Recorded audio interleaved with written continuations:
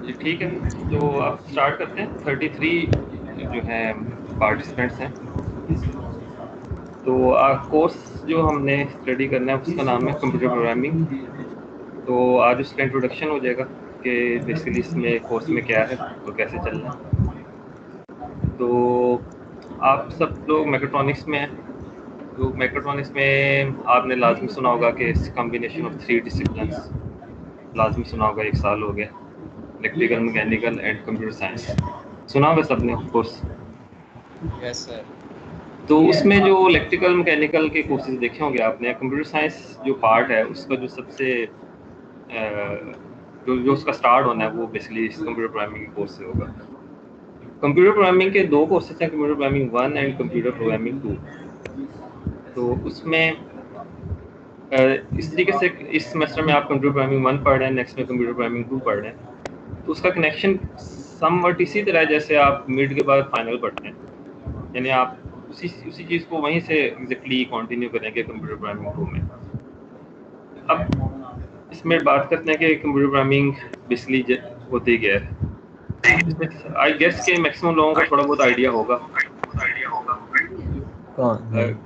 अगर मैंने ना आप लोगों को अलाउ किया हुआ कि आप माइक ऑन कर सकते हैं। कोशिश कीजिएगा कि जब क्वेश्चंस हो तो उस वक्त कर दीजिएगा माइक ऑन, वैसे ऑफ ही रखिएगा। नहीं ठीक है, ये भी मुझे किसी की आवाज़ आ रही है। अच्छा, बाहर आ रही है। तो आप में से होपफुली कुछ लोगों को पता भी होगा कि कंप्यूटर प्रोग्रामिंग का बेसिक कॉन्सेप्ट क्या है। अगर नहीं भी पता तो कोई मसला नहीं, आज हमने वही डिस्कस करना है। तो मैं कुछ यहाँ पे लिखना चाह रहा हूँ। मैं कहा मैं स्लाइड्स शेयर कर लेता हूँ, वहाँ पे लिख लेंगे हम।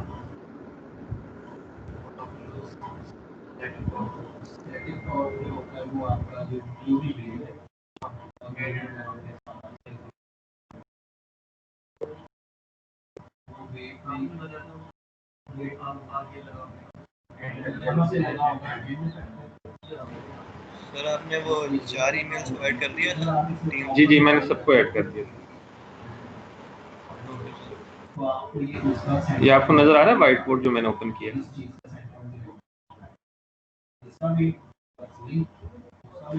सर आ रहा है।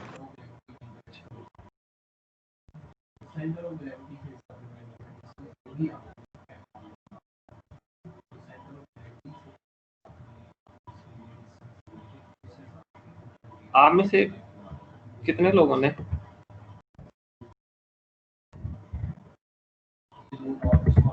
ये वर्ड सुना हुआ है? नहीं, क्या नजर नहीं आ रहा।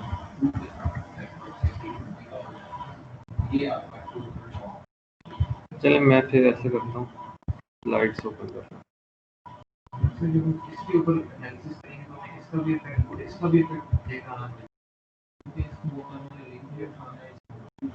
ये नजर आ रहा है आपको?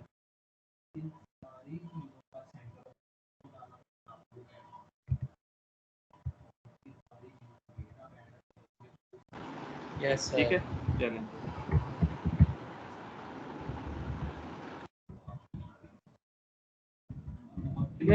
आप में से कितने लोग होंगे, मेरे ख्याल में काफी लोग होंगे जिन्होंने ये वर्ड सुना होगा जो मैंने अभी लिखा है।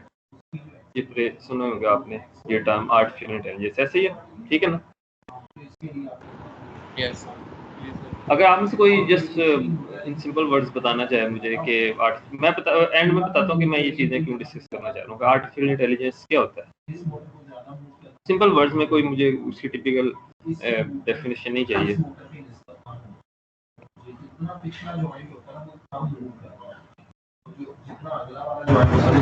अच्छा, डेफिनेशन किसी को नहीं पता? अगर कोई ऐसी मशीन जो नेटवर्क को इंडिपेंडेंट थिंक कर सके, जैसे कि हम उसको चीज प्रोग्राम ठीक, वो खुद से इंडिपेंडेंटली। शोर काफी आ रहा है बैकग्राउंड से। शोर काफी आ रहा है। एक मिनट, आप बताएं। वो माइक मेरे साइड पे था। सर जो मतलब ऐसी मशीन जो मतलब ऐसा कंसेप्ट या मशीन जो इंडिपेंडेंट थिंकिंग कर सकती हो, बजाय इसके कि हम उसे प्रोग्राम करें और वो उसके मुताबिक चले। नहीं, इसमें प्रोग्राम हम ही करते हैं, लेकिन उसके अंदर वो इंटेलिजेंस उसके अंदर इनकॉर्पोरेट कर देते हैं। जैसे आप sir can I sorry sir basically artificial intelligence है ह्यूमन कैरेक्टरिस्टिक्स को मशीन में ट्रांसफर करना। अच्छा ठीक, ह्यूमन कैरेक्टरिस्टिक्स को मशीन में ट्रांसफर करना। थिंक उसमें से सिर्फ ह्यूमन के जो इंटेलिजेंस है उसकी बात करें, बाकी नहीं। अब ये तो नहीं आप कह सकते कि ह्यूमंस की जो बाकी एबिलिटीज हैं वो भी मशीन में ट्रांसफर होंगी तो वो आर्टिफिशियल इंटेलिजेंस है। जनरली आर्टिफिशियल इंटेलिजेंस का मतलब ये कि इंटेलिजेंस, ह्यूमन इंटेलिजेंस को ट्रांसफर करना मशीन में, ठीक है। जैसे मैं एग्जांपल देता हूँ, अगर आप कोई एक गेम खेलते हैं, कोई भी बोर्ड गेम खेलते हैं कंप्यूटर पे, तो आप कुछ मूव्स करते हैं, कंप्यूटर भी इन रिटर्न कुछ मूव्स करता है, तो कंप्यूटर हमेशा विन करने की कोशिश करता है। आपने देखा होगा कई कई तरह की चेस गेम हो सकती है, कुछ भी हुई, कंप्यूटर विन करने की कोशिश करेगा। अब वो जो इंटेलिजेंस है उसके अंदर, उसको कैसे पता है कि ये मूव करूंगा तो मैं विनिंग की तरफ जाऊंगा, या ये मूव जो है वो मुझे मतलब कि वो मैं लूज कर जाऊंगा, तो वो चीज उसके अंदर कोडेड है, तो वो आर्टिफिशियल इंटेलिजेंस है कि वो भी इंटेलिजेंटली आपके साथ प्ले कर रहा है। जैसे आपको पता है कि ये मूव करने से क्या होगा, आपको फायदा होगा, नुकसान होगा उस गेम में, उस तरीके से उसको भी पता है। ठीक है, क्लियर हो गया। अब उसके बाद शायद आपने ये भी वर्ड सुना हो, ये टर्म भी सुनी हो, मशीन लर्निंग। इसमें से कोई बता सकता है कि मशीन लर्निंग क्या है, अगर कभी किसी ने सुना हो?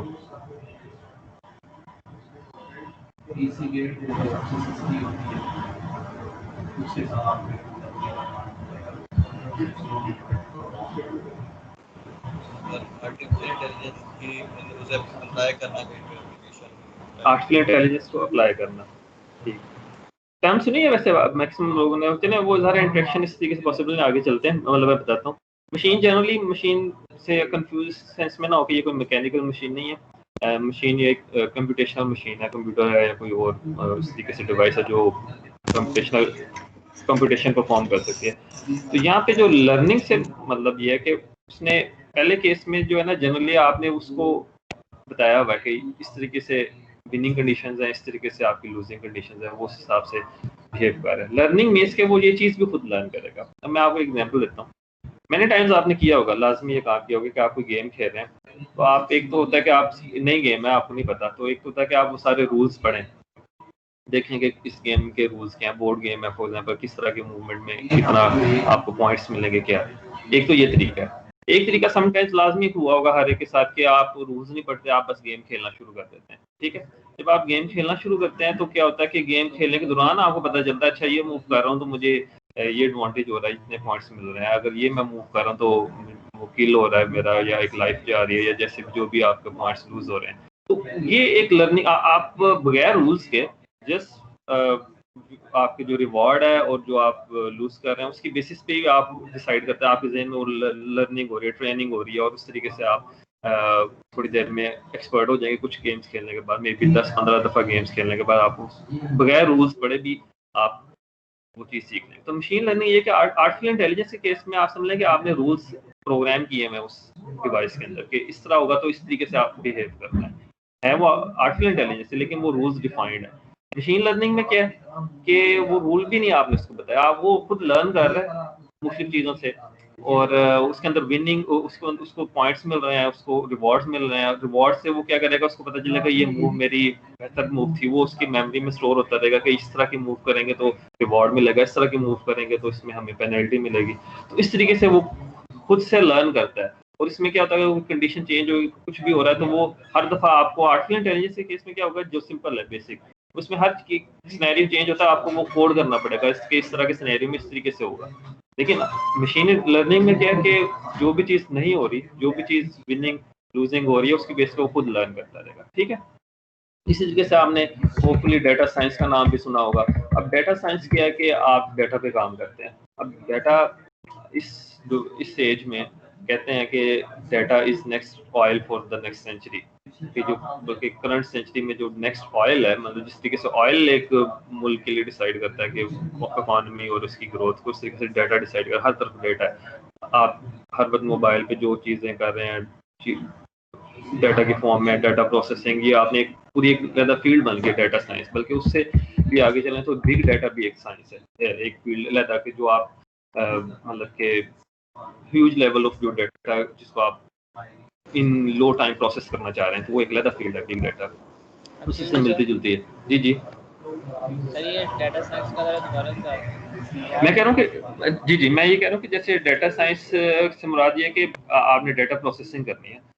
आप जैसे अगर आपने और किया हो कि आप मुख्य जगहों पे जा रहे हैं, जीपीएस ऑन है, तो आपकी हर चीज़ ट्रैक हो रही है, कहाँ पे जा रहे हैं, वो डाटा की फॉर्म में ही क्लाउड्स में की फॉर्म में डाटा कलेक्ट हो रहा है, उसके बेस पे कई डिसीजंस हो रहे हैं। आप अगर एक दो जगह पे शॉपिंग पे जाएं तो आपको गूगल पे वही चीज़ें एड्स में आना शुरू हो जाएंगी कि उनको पता है कि आप उस जगह गए थे, आप कहीं किसी को नहीं बताया आप उधर गए थे, लेकिन वो आपकी जीपीएस से चीज़ें अंदाज़ा हो रही हैं। और इस बेस हर तरफ मेडिकल साइंस में देखें, जेनेटिक्स में देखें, तो जीन्स लेवल पे डाटा जो है ना कलेक्ट किया जा रहा है, तो उस डाटा को प्रोसेसिंग करनी एक पूरी एक फील्ड बन गई है डाटा साइंस। और उसी में एक बिग डाटा उसी कॉन्टेक्स्ट में है। अगर आप देखना एक इंडिविजुअल पर्सन का डाटा किस हर लिहाज से डाटा कलेक्ट हो रहा है, तो एक कम्युनिटी में कितना ज़्यादा डाटा होगा, उस डाटा की बेस पे क्या कुछ डिसाइड हो रहा होगा। मुख्तलिफ जो कंट्रीज हैं, चाइना में इसमें बहुत काम हो रहा है, जैसे वो आपके सारे आपकी क्या एक्टिविटीज़ रही हैं उस बेस पे एक पर्सन के बारे में वो चीज़ें डिसाइड कर रहे हैं कि ये पर्सन मतलब कि नॉर्मल है या इसको कोई प्रॉब्लम है, वो सारे उसकी एक्टिविटीज से सारा कुछ मॉनिटर होता है। ठीक है, तो ये चीज़ें चल रही हैं। इसके अलावा मे भी आपने वेब ऐप में यहाँ पे लिखा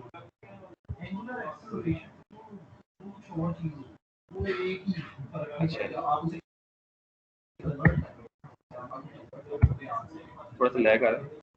वेब ऐप डेवलपमेंट आपने नाम सुना होगा या नहीं भी सुना, तो वेब ऐप डेवलपमेंट का मतलब क्या है कि आप वेबसाइट्स बन रही है, हर तरफ वेबसाइट्स आपको पता है हर काम के लिए बन रही है। एक होती थी सिंपल वेबसाइट्स पहले, कुछ आज से 15-20 साल पहले HTML ज़्यादा काम होता था। HTML क्या था, ये जिस तरीके से आपकी एक कोई और चीज़ है, बुक है, कोई नोट्स है, तो उसी तरीके से वो डाटा लिखा हुआ। अब ऐप डेवलपमेंट है, वेब ऐप मीन्स कि वो इंटरेक्शन भी होता है। कोई भी आप देख लें, फेसबुक देख लें, तो उसमें ये नहीं है कि एक डाटा स्टैटिक फॉर्म में पड़ा हुआ है, कनेक्शंस भी है आपस में, एक यूज़र का दूसरे यूज़र से कनेक्शन है। आप किसी के स्टेटस पे जाके कोई कमेंट करते हैं, तो उसका भी मतलब कि कनेक्शंस है किस ये सिंपल ये नहीं कि एक पेज है बस वो लोड हो गया, आपस में यूज़र्स का कनेक्शन है। इसके अलावा आपको मोबाइल ऐप्स का आपको पता है, सारी बात है कि मोबाइल ऐप डेवलपमेंट का काम हो रहा है हर तरफ। ठीक है, रोबोटिक्स आपने सुना होगा, लाज़िम बात है, देखी होंगी वीडियोस। तो नेचुरली अगर ये सारी मैं बात करूँ, जितनी भी मैंने ये चीज़ें लिखी हैं और भी इससे रिलेटेड कही होंगी, वो सारी वो चीज़ें हैं जो नेचुरली फैसिनेट भी करती हैं। आप देखते होंगे चीज़ें, हर कोई आजकल नेक्स्ट जनरेशन यही है कि आप ये चीज़ें देख भी रहे हैं, फैसिनेट भी हो रहे हैं, यूज़ भी कर रहे हैं, पूरी दुनिया इस तरफ आ रही है इन चीज़ों की। तो ये सारा मैंने लिखा है, इसका क्या पर्पज़ है, इन सारी चीज़ों में जो भी मैंने ये लिखा है, और भी इसके अलावा भी कई चीज़ें होंगी, इन सब में एक चीज़ कॉमन है और वो है आपके पास कंप्यूटर प्रोग्रामिंग। तो प्रोग्रामिंग अगर है, स्ट्रॉन्ग है, तो आप इन फील्ड्स में एंटर हो सकते हैं। तो उस लिहाज से मैंने अभी पिछले सेशन को पढ़ाया 2018 को, कंप्यूटर प्रोग्रामिंग 1 भी 2 भी, उनको भी मैंने ये कहा था, आपको भी ये कह रहा हूँ कि एक चीज़ डिसाइड करें, हर कोर्स को वैसे तो इसी लेवल पे लेना चाहिए, लेकिन ये एक डिफरेंट कोर्स सेंस में मैं कहना चाहता हूँ कि ये वो चीज़ है कि जिसने बड़ा कुछ डिसाइड करना है आपके फ्यूचर के लिए, बहुत कुछ डिसाइड करना है कि आप ये जो सारी फील्ड्स हैं जो एक हाईली इन डिमांड फील्ड्स हैं, हाईली इन डिमांड एरियाज हैं, जिन पे डेवलपमेंट हो रही है, जिन पे काम हो रहा है, अगर इन चीज़ों को आप इन चीज़ों में एंटर होना चाहते हैं, या इन चीज़ों के जो मैं कहता हूँ कि ये डोर्स आप क्लोज करना चाहते हैं अपने लिए, तो ये डिपेंड करेगा आपको कंप्यूटर प्रोग्रामिंग आती है या नहीं आती है। ये दो कोर्स में जो भी आप सीखेंगे, उसके बाद आप इनमें से किसी भी चीज़ में एंटर हो सकते हैं। नहीं कंप्यूटर प्रोग्रामिंग आएगी, आप ये जो मेजर ये सारे डोमेन्स मैंने यहाँ पे लिखी हैं, ये समझ लें कि आप उसका प्री रैक है ये कंप्यूटर प्रोग्रामिंग। तो इस सेंस से इसकी इम्पोर्टेंस ज़्यादा है एज कम्पेयर टू, वैसे कह तो नहीं मैं सकता कि बाकी सब्जेक्ट से ज़्यादा है या नहीं, लेकिन ये एक स्किल है जो आपने डेवलप करनी है। सिंपल इसका वो अपने ग्रेड्स के लिहाज से वो तो एक चीज़ होती है, जनरली स्टूडेंट्स इसी सेंस में देखते हैं कि ग्रेड अच्छा आ जाए, CGPA अच्छा हो जाए। वो एक मेरे ख्याल में इस केस में स्पेसिफिकली सेकेंडरी गोल होना चाहिए। प्राइमरी गोल आपने एक ये स्किल सीखनी है। और अभी मैं जैसे 2018 सेशन को पढ़ा रहा था, तो उनमें से कई लोग जो है अभी फ्रीलांसिंग कर रहे हैं। होपफुली आपको भी फ्रीलांसिंग का कॉन्सेप्ट का पता होगा जनरली। उसमें से कई फ्रीलांसिंग को इतनी बहुत आसान काम नहीं है कि हर बंदा चाहता है कि मैं घर बैठ के काम करूँ, उससे कुछ अर्निंग करूँ, लेकिन वो फ्रीलांसिंग कर रहे हैं एक दो कोर्सेज ये पढ़ने के बाद खुद भी एफर्ट करके एक दो और डोमेन्स उन्होंने एक्सप्लोर किए और उसके बाद वो कर रहे हैं। लेकिन ये एंड गोल नहीं है बहरहाल इस कोर्स के कि आप फ्रीलांसर बन जाएंगे या फ्रीलांसिंग करना शुरू कर देंगे। मैं सिर्फ एक आइडिया दे रहा हूँ कि हाईली इन डिमांड जो इस वक्त एट प्रेजेंट जो चीज़ें आपको रिक्वायर्ड हैं, जिस तरफ दुनिया जा रही है, उन चीज़ों के लिए और स्पेसिफिकली इंजीनियरिंग की अगर बात करूँ और उसमें से भी मोर स्पेसिफिकली मैकेट्रॉनिक्स इंजीनियरिंग की बात करूँ, तो वो अगर आप ये रियलाइज नहीं कर सकते कि मैकेट्रॉनिक्स इंजीनियरिंग नियर फ्यूचर बल्कि at present without knowledge of computer programming वो आगे एक्सेल कर सकते। तो ये मतलब एक मेक ब्रेक पॉइंट है। बहुत सारी डोमेन्स, बहुत सारे फील्ड्स जो मतलब इस लेक्चर का आज पर्पस भी है कि एक तो हम इसको जनरली डिस्कस भी करेंगे और दूसरा मैं आपको मोटिवेट करना चाह रहा हूँ कि कई इश्यूज़ हैं, आपको भी पता है ऑनलाइन क्लासेस के इश्यूज़ हैं, वो भी पहले बात कर लेते हैं। वो उस तरीके से लिंक नहीं बनता जो फिजिकल क्लास से बनता है, मैं आपसे एग्री करता हूँ। तो लेकिन बात ये है, किसी ने कुछ कमेंट किया मैं देखता हूँ।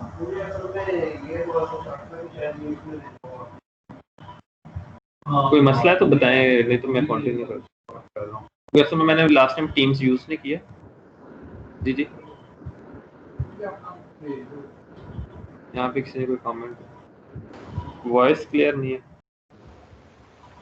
बस ये भी एक थोड़ा सा मसला है कि ये डिपार्टमेंट में थोड़ा सा इंटरनेट का भी इशू है, तो मैं वैसे यही ट्राई कर रहा था कि चेक कर लूँ आज, अगर कोई मसला रहता है तो फिर मैं कोशिश करूँगा आइंदा से कि घर में लेक्चर लिया करूँगा। यहाँ पे थोड़ा सा इंटरनेट का इशू है,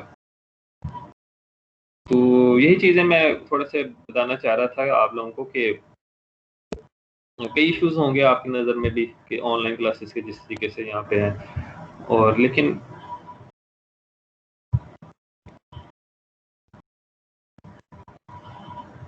बाकी लोगों को एक ये रोल नंबर 63 के मैसेज आ रहे हैं कि बिल्कुल आवाज़ नहीं आ रही। बाकी लोगों को आवाज़ आ रही? यस सर, आ रही है आपकी आवाज़। तो मैं ये रिकॉर्ड लेक्चर हो रहा है वो उसको अपलोड भी कर दूंगा, तो हो सकता है मे बी आपके एंड पे कोई इशू हो, तो उसको मैं अभी अपलोड भी कर देता हूँ। और बाकी भी बातें मैं ये बताना चाह रहा हूँ कि इसको हमने इस पे पहले बात कर लेते हैं कि कैसे कंटिन्यू करना है, कैसे इसमें हमने चीज़ें देखनी, क्योंकि बहुत ज़्यादा इंपॉर्टेंट कोर्स है और मेरे पे भी रिस्पॉन्सिबिलिटी है कि ये मतलब ठीक तरीके से हो आपके साथ, मेरे पे भी ये रिस्पॉन्सिबिलिटी है। तो उसमें इस तरीके से इश्यूज रहेंगे कुछ ना कुछ ऑनलाइन के। जैसे अभी मैं 1-8 को पढ़ा रहा था तो उनको फर्स्ट सेमेस्टर तो सारा फिजिकल था, सेकंड भी मिड तक हो गया था, तो यानी उन्होंने 1.5 सेमेस्टर की कोर्स एक, मैंने बताया ना दोनों कोर्सेज कनेक्टेड है, उनको आप सेपरेट कंसिडर ना करें, कंप्यूटर प्रोग्रामिंग 1 फिर कंप्यूटर प्रोग्रामिंग 2। तो 1.5 सेमेस्टर उन्होंने पढ़ लिया था, चीज़ें हो गई थी, उसके बाद ऑनलाइन पे गए तो कोई बहुत ज़्यादा मसला नहीं हुआ। लेकिन बिल्कुल स्टार्ट करने के लिए थोड़ा सा रहेंगे मसले, लेकिन जनरली मसले किसी ना किसी फॉर्म में होते ही हैं, ऐसी कोई बात नहीं। तो क्योंकि कोर्स इंपॉर्टेंट, अगर आपकी नीयत ठीक होगी तो आप काफ़ी कुछ सीखेंगे। और उसी चीज़ को करने के लिए एक तो कुछ इस तरह के लेक्चर्स तो ज़्यादा होंगे और ये भी रिकॉर्डेड होंगे, मैं अपलोड कर दूँगा किसी भी या यूट्यूब पे या यहीं पे। इसके अलावा मैनुअल्स हैं, उसके अंदर मैंने सारा कुछ मैनुअल्स इसी स्टाइल से लिखे हैं कि अगर कोई पहली दफ़ा भी पढ़ रहा है तो उसके अंदर सारी डिटेल हो और वो चीज़ें वो परफॉर्म कर सके, ठीक है। और सेकेंडली कुछ मैं रिकॉर्डेड, एक तो ये लेक्चर है, इसके अलावा कुछ रिकॉर्डेड वीडियोस जो मैं यूट्यूब पे अपलोड कर दूंगा, तो वो आप लोग वहाँ से भी देख सकते हैं ताकि वो चीज़ें कनेक्टेड रहें। तो इस तरह के इश्यूज तो हर दफ़ा होते हैं, तो उनको रिजॉल्व करना है, मतलब कि टारगेट आपका ये होना चाहिए कि आपने एक ये चीज़ स्किल सीखनी है इस कोर्स में, अगले कोर्स में। और जब आप देखेंगे ये मतलब आपके एक थिंकिंग पैटर्न भी चेंज हो जाता है, अगर आप मतलब अच्छे तरीके से ये कोर्स, एक एनालिटिकल अप्रोच डेवलप होती है, डिफरेंट प्रॉब्लम को एनालाइज कैसे करना है। तो ये भी बातें आपको मे भी लग रही हो कि शायद मैं कुछ बहुत बढ़ा चढ़ा के बयान कर रहा हूँ, लेकिन जब आप ये कोर्स अगला कोर्स पढ़ लेंगे तो आपको खुद फील होगा कि एक अच्छी स्किल आप डेवलप हुई है। तो इसको कंटिन्यू करते हैं। ये थोड़े से इसके मतलब कि इसके जो CLOs PLOs का कॉन्सेप्ट जनरली हर कोर्स में होता है, ब्रीफली बता देता हूँ आपको। हर दफ़ा पता होना चाहिए कि ये PLOs आपके होते हैं जो प्रोग्राम के लर्निंग ऑब्जेक्टिव, यानी कि आपका इंजीनियरिंग प्रोग्राम जो है ये इसके लर्निंग ऑब्जेक्टिव्स हैं जो ये ऊपर लिखे भी हुए हैं 12। तो ये 12 लर्निंग ऑब्जेक्टिव PLOs इसमें मैक्सिमाइज कर, तो ये लर्निंग ऑब्जेक्टिव्स जो हैं ये फिक्स हैं 12 लर्निंग ऑब्जेक्टिव्स। उसके अलावा कोर्स के कुछ लर्निंग ऑब्जेक्टिव्स होते हैं CLOs। तो वो ऑफ कोर्स अभी आपको इसका अंदाज़ा नहीं होगा कि यहाँ पे ये क्या CLOs हैं। तो लेकिन ये जब पता मुझे कि CLOs कोर्स लर्निंग ऑब्जेक्टिव हैं, वो PLOs पे मैप हो रहे होते हैं, तो एट द एंड आपको डिग्री रिक्वायरमेंट में कोर्स कंप्लीट करना भी है, लेकिन साथ साथ आपकी PLO ट्रांसक्रिप्ट भी हो रही होती है कि वो PLO कैसे पाएंगे। ये इसका बेसिक कोर्स ऑब्जेक्टिव जो डिफाइंड है। तो इसमें भी अभी मैं इसलिए कोर्स नहीं कर रहा कि अभी ऑफ कोर्स वो क्लियर नहीं होगा आपको कि इसमें क्या चीज़ है, लेकिन आप बाद में देख लीजिएगा। अब क्वेश्चन स्टार्ट करते हैं कि कंप्यूटर प्रोग्रामिंग और कंप्यूटर। क्वेश्चन यहाँ पे लिखा हुआ can computer perform better than human, जिसकी वजह से ऑफ कोर्स हर चीज़ जो है हर कंप्यूटर के थ्रू कंट्रोल करने की तरफ हम जा रहे हैं। तो उसमें मैंने ये आपको एक ग्रिड वर्ल्ड नज़र आ रहा है, मैं जो बनाना चाह रहा था वो मुझे मिला नहीं, तो मैंने बस ये ले लिया। सपोज कि आप इसमें ये सारे ह्यूमन हाइट वॉल्स हैं, ये मतलब कि ह्यूमन हाइट से भी स्कीम की हाइट थोड़ी सी ज़्यादा है कि अगर ये सेल्स हैं, एक रूम्स हैं समझ लें, और उसके अंदर अगर आप खड़े हैं तो आपको साथ वाले रूम्स नज़र नहीं आ रहे, लेकिन कुछ स्लॉट्स कई तो यहाँ पे टोटली ब्लॉक है ना, लेकिन आप समझे एक रूम से दूसरे रूम इस तरीके से, जैसे एक ग्रिड वर्ल्ड होता है, एक मेज वर्ल्ड होता है, उस तरीके से। लेकिन आप एक डोर से दूसरे डोर में जा सकते हैं, लेकिन आप देख नहीं सकते दूसरे रूम में जाए बगैर, ठीक है। तो सपोज आपने यहाँ से शुरू किया, ये लोअर लेफ्ट कॉर्नर से शुरू किया, मूव करते करते सपोज यहाँ पे करते करते यहाँ पे आ गई। ये अगर आपको होपफुली नज़र आ रहा होगा माउस कर्सर, या मैं यहाँ पे कोई और टूल यूज़ कर लेता हूँ। तो आप यहाँ पे आ गए, ये इस वक्त आपको रेड सर्कल डॉट नज़र आ रहा है, ठीक है। आप यहाँ पे आ गए इस मुख्तलिफ जगह से होते हुए। अगर एग्जैक्टली कहते हैं तो वो पास ही बनाया जा सकता है। सपोज कोई तकरीबन 15 रूम्स में से होते हुए, 15 डिफरेंट रूम्स में से होते हुए इस रूम में आ गए। तो क्वेश्चन मेरा ये है कि स्टार्ट आपने यहाँ से किया था, ये यहाँ से जो मैं आपको बता रहा हूँ, ठीक है, यहाँ से स्टार्ट किया था। तो क्वेश्चन ये कि क्या उसी एग्जैक्टली उसी पाथ को फॉलो करते आप वापस आ जाएंगे? अगर आपने 15, 16 या 20 के करीब रूम्स इस तरीके से राइट लेफ्ट मूव करते हुए अंदर गए और आपको कुछ नज़र नहीं आ रहा, एक सिर्फ एक डोर है एक रूम में, तो आप एग्जैक्टली वही पाथ फॉलो करते हुए वापस आ जाएंगे? तो मेरे ख्याल में सब लोग गेस कर सकते हैं कि एग्जैक्टली सेम पाथ फॉलो करना और वापस आना पॉसिबल नहीं है, ठीक है। तो अगर ये पॉसिबल नहीं है तो उसकी क्या रीज़न हो सकती है? कोई बता सकता है जिस एक सिंपल वर्ड में या एक दो वर्ड्स में कि क्या रीज़न है कि आप एग्जैक्टली सेम पाथ फॉलो करते हुए वापस नहीं आ सकते?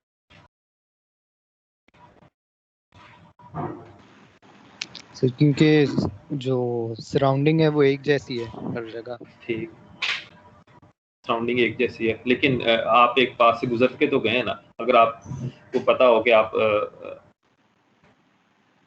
हाँ ठीक, वो बात वो भी ठीक है सराउंडिंग, लेकिन फिर भी आप एक जगह से गुजर के गए हैं, सराउंडिंग एक जैसी, आप रियलाइज़ नहीं कर पा रहे कि आप यहीं से आए। आपका शायद ये कहने का मतलब ये है, ठीक है। और इसके अलावा कोई?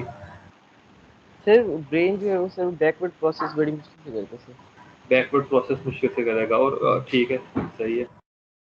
और अगर उसको और ज़्यादा मैं सिंपल वर्ड्स में कहूँ तो क्या मेमोरी, ये जो मैंने अभी मेमोरी प्रॉब्लम, मतलब अगर मैं मुझे पता हो कि मैं पहले राइट किया था फिर लेफ्ट, मैं 2-3 दफ़ा तो याद रख सकता हूँ कि right right left right for example, लेकिन अगर मैं ये 15-20 मैंने मूव्स अपनी जहन में याद रखनी है, right left left right right left, या तो वो मेरे लिए पॉसिबल नहीं है ऐसे ही, ठीक है। तो मेमोरी की भी एक लिमिटेशन है ह्यूमन के केस में। अगर ये चीज़ आप एक पेपर पे, आप हर जगह पे आप रूम से दूसरे रूम में जाते जा रहे हैं, एक पेपर पे लिखते रहें राइट लेफ्ट लेफ्ट राइट जहाँ भी आप मूव कर रहे हैं, तो आप बिल्कुल एग्जैक्टली उस पाथ को फॉलो करते हुए भी वापस आ सकते हैं। तो कंप्यूटर्स में ह्यूमन से बेटर क्यों हो सकते हैं? एक तो उनके हम मेमोरी है, हम उस मेमोरी में depending on off course memory के आपको पता है यूनिट्स बढ़ते जा रहे हैं, मतलब कि उसका साइज भी बढ़ता जा रहा है by the passage of time.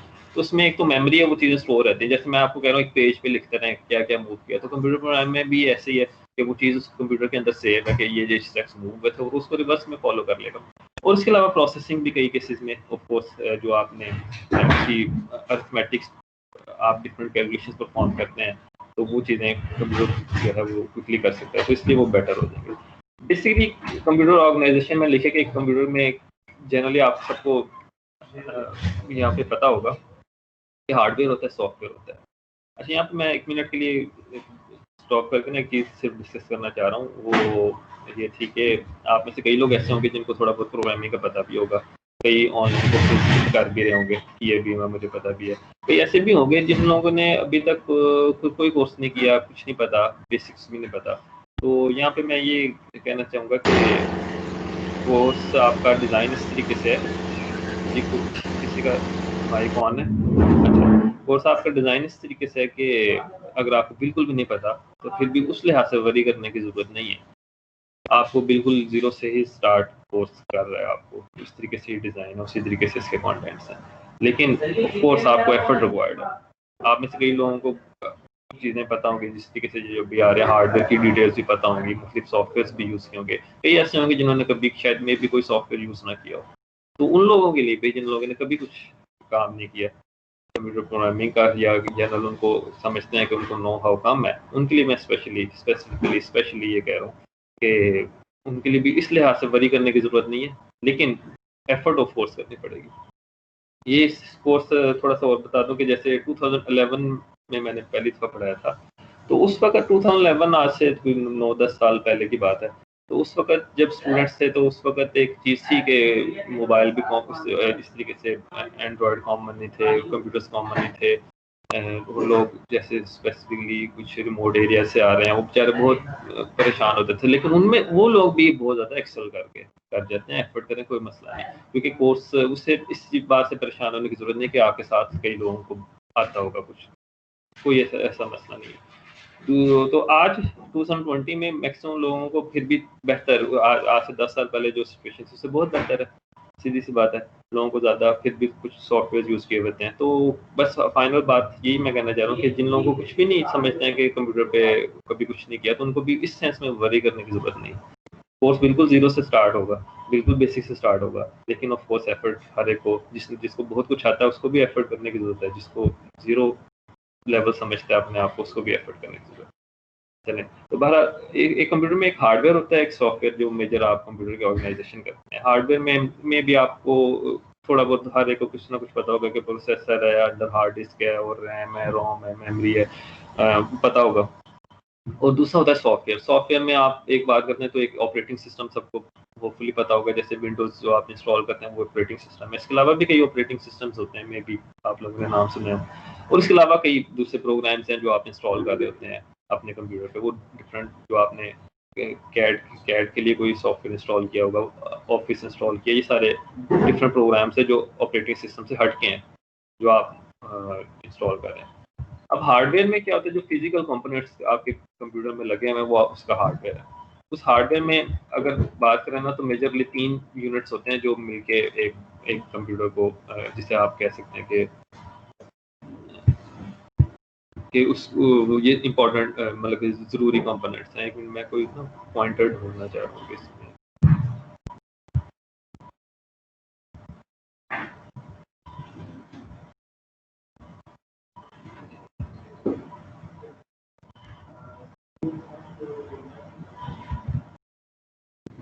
तो एक मेमोरी, ठीक है। तो जब आप मेमोरी की बात करते हैं तो ये शायद में भी आप लोग समझ रहे हो कि ये हार्ड डिस्क में भी कई लोग समझ रहे हैं।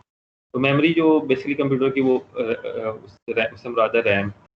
तो ये जनरली भी एक आपके पास एक छोटी सी चिप भी होती है, जो मतलब जैसे आपने कोई आईसी देखी होंगी, मे बी आपने शायद ईडीसी के कोर्स में मे बी कोई आईसी देखी हो, तो उस फॉर्म में भी एक आपके पास इतना सा छोटा सा भी कोई प्रोसेसर हो सकता है या माइक्रो कंट्रोलर हो सकता है। उसके अंदर ये 3 चीज़ें ज़रूर होंगी। मेमोरी उसकी, जिसके अंदर उसके, जैसे मैंने आपको बताया स्टार्ट मैंने किया था कि मेमोरी इंपॉर्टेंट है, जिसमें वो सीक्वेंस लिखा हुआ है, जिसमें प्रोग्राम लिखा हुआ है, जिसमें बताया होगा कि ये काम करना है। तो मेमोरी एक प्रोसेसर जो वो काम करता है, जो central unit CPU, hopefully maximum लोगों ने सुना होगा। और एक इसके input output ports, input outputs के उसके साथ कई चीज़ें कनेक्ट होती हैं, इनपुट्स और कई आउटपुट्स उसके हैं। तो ये 3, और डिपेंडिंग अपॉन उसका स्केल डिफरेंट हो सकता है। कंप्यूटर की बात करें तो इनपुट आउटपुट से डिफरेंट है। एक मैं आईसी की बात करूँ छोटी सी, उसकी एक पिन है, वो इनपुट सिग्नल उस पर जा रहा है, एक पिन है, उस पर आउटपुट सिग्नल जा रहा है। एक कंप्यूटर की बात करें तो उस पर कई तरह की पोर्ट्स होंगी, लेकिन मेजरली ये 3 चीज़ें होती हैं, जिसके बाद उसका हार्डवेयर कंप्लीट होता है और उसको आप कंप्यूटर कह सकते हैं या कंप्यूटिंग डिवाइस कह सकते हैं। तो उसके अंदर अब आगे इंटरनली कई चीज़ें कनेक्टेड होती हैं, मतलब ज़ाहिर है ये इनपुट आउटपुट सीपीयू दिखाया हुआ है, मेमोरी, उसके अंदर वो चीज़ें मैनेज करने के लिए आपके कई कंट्रोल यूनिट्स हैं, कई रजिस्टर्स हैं। रजिस्टर्स बेसिकली वो फॉर्म है जिसके अंदर डाटा स्टोर होता है, जो आप DLD के कोर्स में पढ़ेंगे भी। ALU अरिथमेटिक लॉजिक यूनिट जो अरिथमेटिक्स परफॉर्म करता है, एडिशन सब्ट्रैक्शन, जो आपके अरिथमेटिक्स हैं, सारी कैलकुलेशन जितनी भी हो रही होती हैं, जैसे आप माउस कर्सर भी मूव कर रहे हैं तो कंप्यूटर में कई कैलकुलेशंस हो रही हैं, वो सारी कैलकुलेशन ALU कर रहा है। तो ये इंटरनली ये बहुत ब्रीफ सा मैंने आर्किटेक्चर आपको बताया। इनके अंदर मतलब कि 100 तरह की डिटेल है हर एक की, लेकिन ब्रीफली ये चीज़ उसके अंदर होगी। तो ये हो गया हार्डवेयर सॉफ्टवेयर। अब सॉफ्टवेयर की बात करते हैं। मैंने आपको पहले बताया कि एक ऑपरेटिंग सिस्टम है और एक आपके पास दूसरे सॉफ्टवेयर हो सकते हैं, ठीक। ऑपरेटिंग सिस्टम्स में ऑपरेटिंग सिस्टम क्या है, जैसे वो एक मेजर आप समझ लें सॉफ्टवेयर है जो उसके सारे, अब हार्डवेयर भी है, IOs भी है, इनपुट आउटपुट्स हैं, हार्डवेयर है, कई पेरिफेरल्स कनेक्टेड है, लेकिन वो चीज़ें आपस में कैसे कम्युनिकेट करेंगी, कैसे वो उनका जो इंटरफेस आपस में, वो एक आपका सॉफ्टवेयर बना रहा है, ऑपरेटिंग सिस्टम बना रहा है, उन सब का लिंक जो है। तो जिसमें आपको विंडोज तो आपको पता है, इसके अलावा कई हो सकते हैं जो मैंने यहाँ पे लिखे, यूनिक्स हो सकता है, लिनक्स हो सकता है, मैक, सन, सोलारिस सिस्टम कई हो सकते हैं, लेकिन हम ऑफ कोर्स वो विंडोज कॉमनली जो यूज़ कर रहे हैं वो विंडोज है। उसके बाद मैंने बताया कि जैसे विंडोज तो होगी, जैसे आपने विंडोज इंस्टॉल की होगी तो कई आपके पास एप्लीकेशन ऐसी होंगी जैसे मैंने यहाँ पे लिखे हैं जो डिफॉल्ट इंस्टॉल हो जाती हैं आजकल। तो वो मे भी आप उसको कह सकते हैं कि वो बिल्ट इन ऑपरेटिंग सिस्टम की बिल्ट इन एप्लीकेशन है, और कुछ आप ऐसे भी होंगे जो उसी ऑपरेटिंग सिस्टम ने डिज़ाइन किए हुए हैं, लेकिन वो इंस्टॉल नहीं होते, आपको बाद में इंस्टॉल करनी पड़ती है, जैसे MS ऑफिस वगैरह। इसके अलावा कुछ ऐसी होंगी जो आपको खुद से यानी कि वो उस ऑपरेटिंग सिस्टम ने भी नहीं बनाई, किसी थर्ड पार्टी ने बनाई है, और वो आप इंस्टॉल कर रहे हैं, आप जो भी सॉफ्टवेयर इंस्टॉल कर रहे हैं, तो उस तरह के एप्लीकेशन हो सकती हैं। अब यहाँ पे क्वेश्चन मेरा ये है कि इस सारे जितना भी अभी थोड़ा सा देखा कि वो हार्डवेयर है, ये सॉफ्टवेयर ऑपरेटिंग सिस्टम है, तो इसमें कंप्यूटर प्रोग्रामिंग क्या है बेसिकली। तो उसमें ये चीज़ क्लियर करना ज़रूरी है ज़्यादा स्टार्ट करने से पहले कि कंप्यूटर प्रोग्रामिंग से क्या मुराद है। आपके जहन में पता नहीं कईयों के जहन में डिफरेंट कॉन्सेप्ट हो।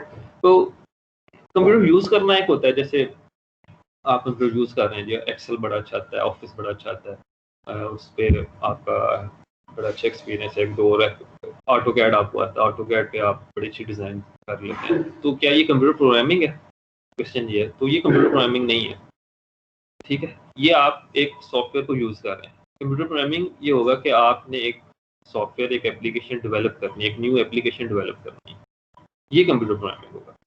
जैसे अगर आप मैंने अभी नाम लिया था ना मोबाइल ऐप डेवलपमेंट, तो मोबाइल पे आप एक ऐप यूज़ कर रहे हैं, गेमिंग ऐप है, गेम खेल रहे हैं, बड़े अच्छे एक्सपर्ट हो गए उस गेम के, तो इसका मतलब ये नहीं कि आप मोबाइल ऐप डेवलपर बन गए।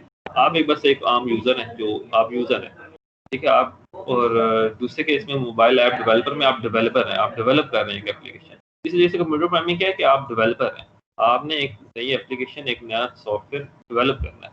तो ये चीज़ सबसे मतलब कि क्लियर हो जहन में कि कंप्यूटर प्रोग्रामिंग बेसिकली है, ठीक हो गया।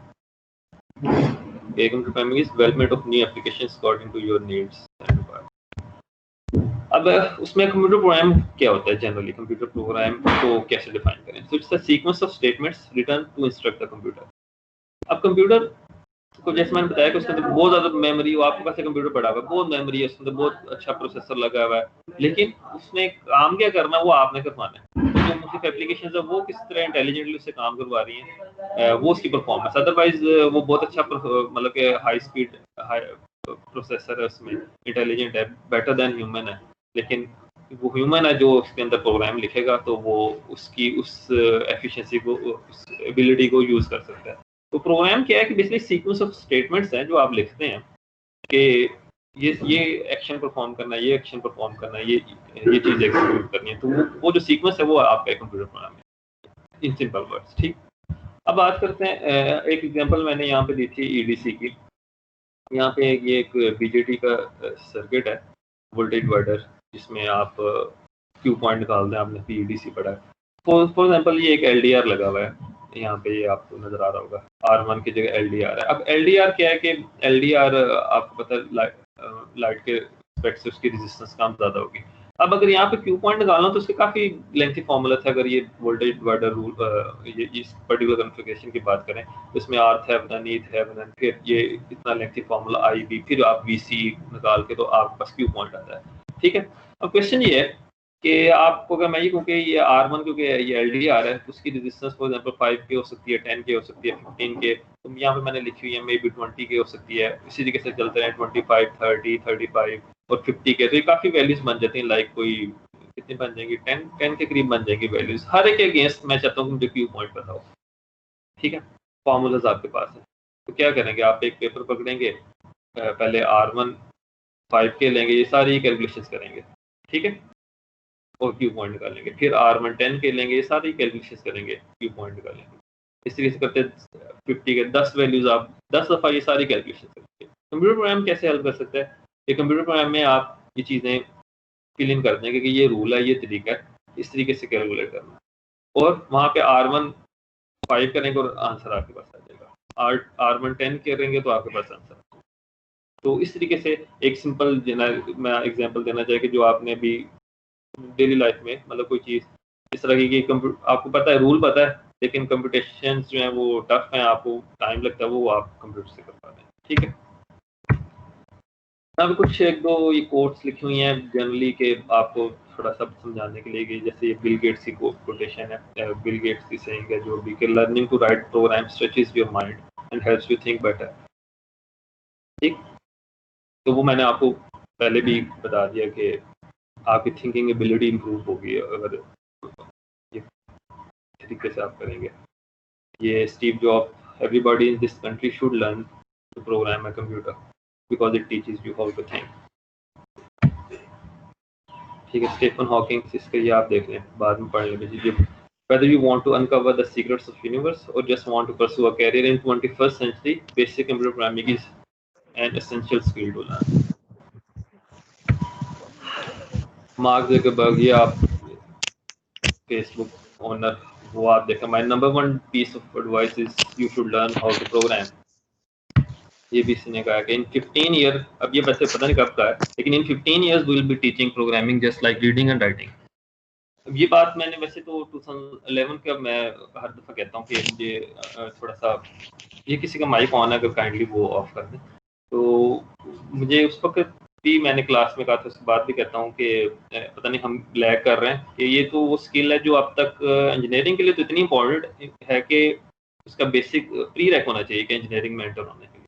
और ये जैसे हम लोग सिंपल ICS जो एक होता है मेरे ख्याल में FSC के साथ इन पैरेलल, उसमें से थोड़े सा पढ़ाते हैं जनरली। तो ये अब टाइम कब का आ गया हुआ, हम तो लेट हो चुके हैं कि ये चीज़ें, ये स्किल तो बहुत बेसिक लेवल से स्टार्ट हो जानी चाहिए। इवन अब जो आपके प्राइवेट स्कूल्स हैं, जैसे बड़े बड़े जो भी नाम है आपको पता ही होंगे लाहौर में, तो वो आपको मतलब कि किड्स प्रोग्रामिंग सेशंस करवा रहे हैं कि जो आपके 7th 8th क्लास के बच्चे हों, उससे और 10th तक आते, 10th ग्रेड तक आते कई बच्चे जो हैं उनको काफ़ी अच्छी लेवल की प्रोग्रामिंग आना शुरू हो गया। तो ये तो इतनी इम्पोर्टेंट है कि ये जैसे यहाँ पे ये लिखा हुआ सामने आपको कि जिस तरीके से आप रीडिंग राइटिंग आप एक बच्चे को सिखाते हैं, हर एक को पता है, उसने तो सीखना है, नो मैटर कि वो किस फील्ड में जा रहा हो, तो वो उसने रीडिंग राइटिंग तो करना है। तो कंप्यूटर प्रोग्रामिंग भी ऑलमोस्ट इतनी इम्पोर्टेंट है कि जितनी रीडिंग राइटिंग है इन 21st सेंचुरी।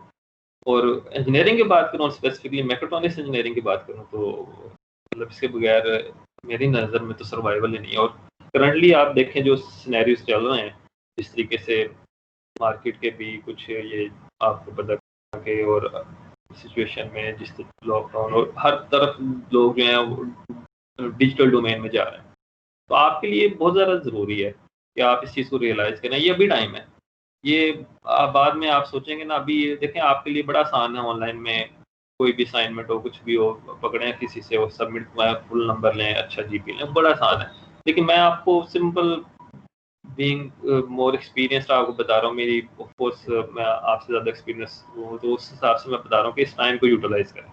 ये मतलब कि मैं आपके लिए एक अपॉर्चुनिटी है, इसको अपॉर्चुनिटी समझें कि ये इसके बगैर आप जो जिस तरफ चल रही है, मतलब कि जो डोमेन चल रही हैं उस सब में मैंने जैसे नाम लिए, उन सब में आपको वही स्कोप है मेजरली। और उन सब की जो प्री रैक है कंप्यूटर प्रोग्रामिंग है, तो एक बहुत बड़ा आप एक बात करें ना कि एक मैकाट्रॉनिक्स इंजीनियर जो कहे कि जी मुझे कंप्यूटर प्रोग्रामिंग नहीं आती, तो उसका मतलब कि उसको इंजीनियर कहना ही पॉसिबल मतलब कि गलत है कि वो इंजीनियर है। तो बहरहाल ये काफ़ी बातें होंगी, मोटिवेट तो आप फ़ौरन हो गए होंगे, हर दफ़ा हो जाते हैं, हर सेशन में करता हूँ, लेकिन एक्चुअल मैटर करता है कि उसको सस्टेन करें, इस चीज़ को सस्टेन करें आप लॉन्ग ये एक दो दिन के लिए, एक दो महीने के लिए नहीं, आप पूरा सेमेस्टर, अगला सेमेस्टर इस चीज़ को ज़हन बना के रखें कि आपने ये स्किल सीख के निकलना है। इसका मेजर रिक्वायरमेंट, मेजर जो गोल है वो ये हो, CGPA सेकेंडरी गोल हो जाए, या जो GPA इसका है, इसमें क्या आ रहा है, ग्रेड क्या आ रहा है, वो सेकेंडरी गोल रखें, ये आपने स्किल सीखनी है। ठीक, अब बात करते हैं कंप्यूटर प्रोग्रामिंग लैंग्वेज की। अब लैंग्वेज की अभी कंप्यूटर प्रोग्रामिंग की बात कर लेंगे, ये होता है आप नया सॉफ्टवेयर बना रहे हैं। अब उसमें आज एक चीज़ आती है प्रोग्रामिंग लैंग्वेज।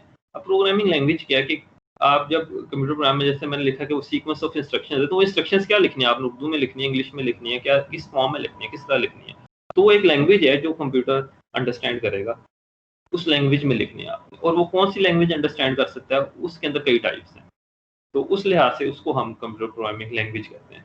ठीक हो गया। तो अब उसमें लैंग्वेज में पहले मैं किसी स्पेसिफिक लैंग्वेज की बात नहीं कर रहा, मैं बात कर रहा हूँ levels of computer programming language. Levels में एक है आपका machine level language. Machine level, machine जैसे मैंने बताया जो भी आपकी कंप्यूटिंग डिवाइस है वो मशीन लेवल है। आप ज़ाहिर है इंजीनियरिंग में आया हो, मतलब बहुत ही रेयर चांस है कि किसी ने ये ना सुना हो कि जी कंप्यूटर्स जो हैं वो 0 1s की लैंग्वेज अंडरस्टैंड करते हैं। होपफुली मेरे ख्याल में सब ने ही ये सुना होगा 0s and 1s की लैंग्वेज। अब ये 0s 1s क्या हैं, बाइनरी नंबर्स हैं, होपफुली ये भी सबको पता होगा।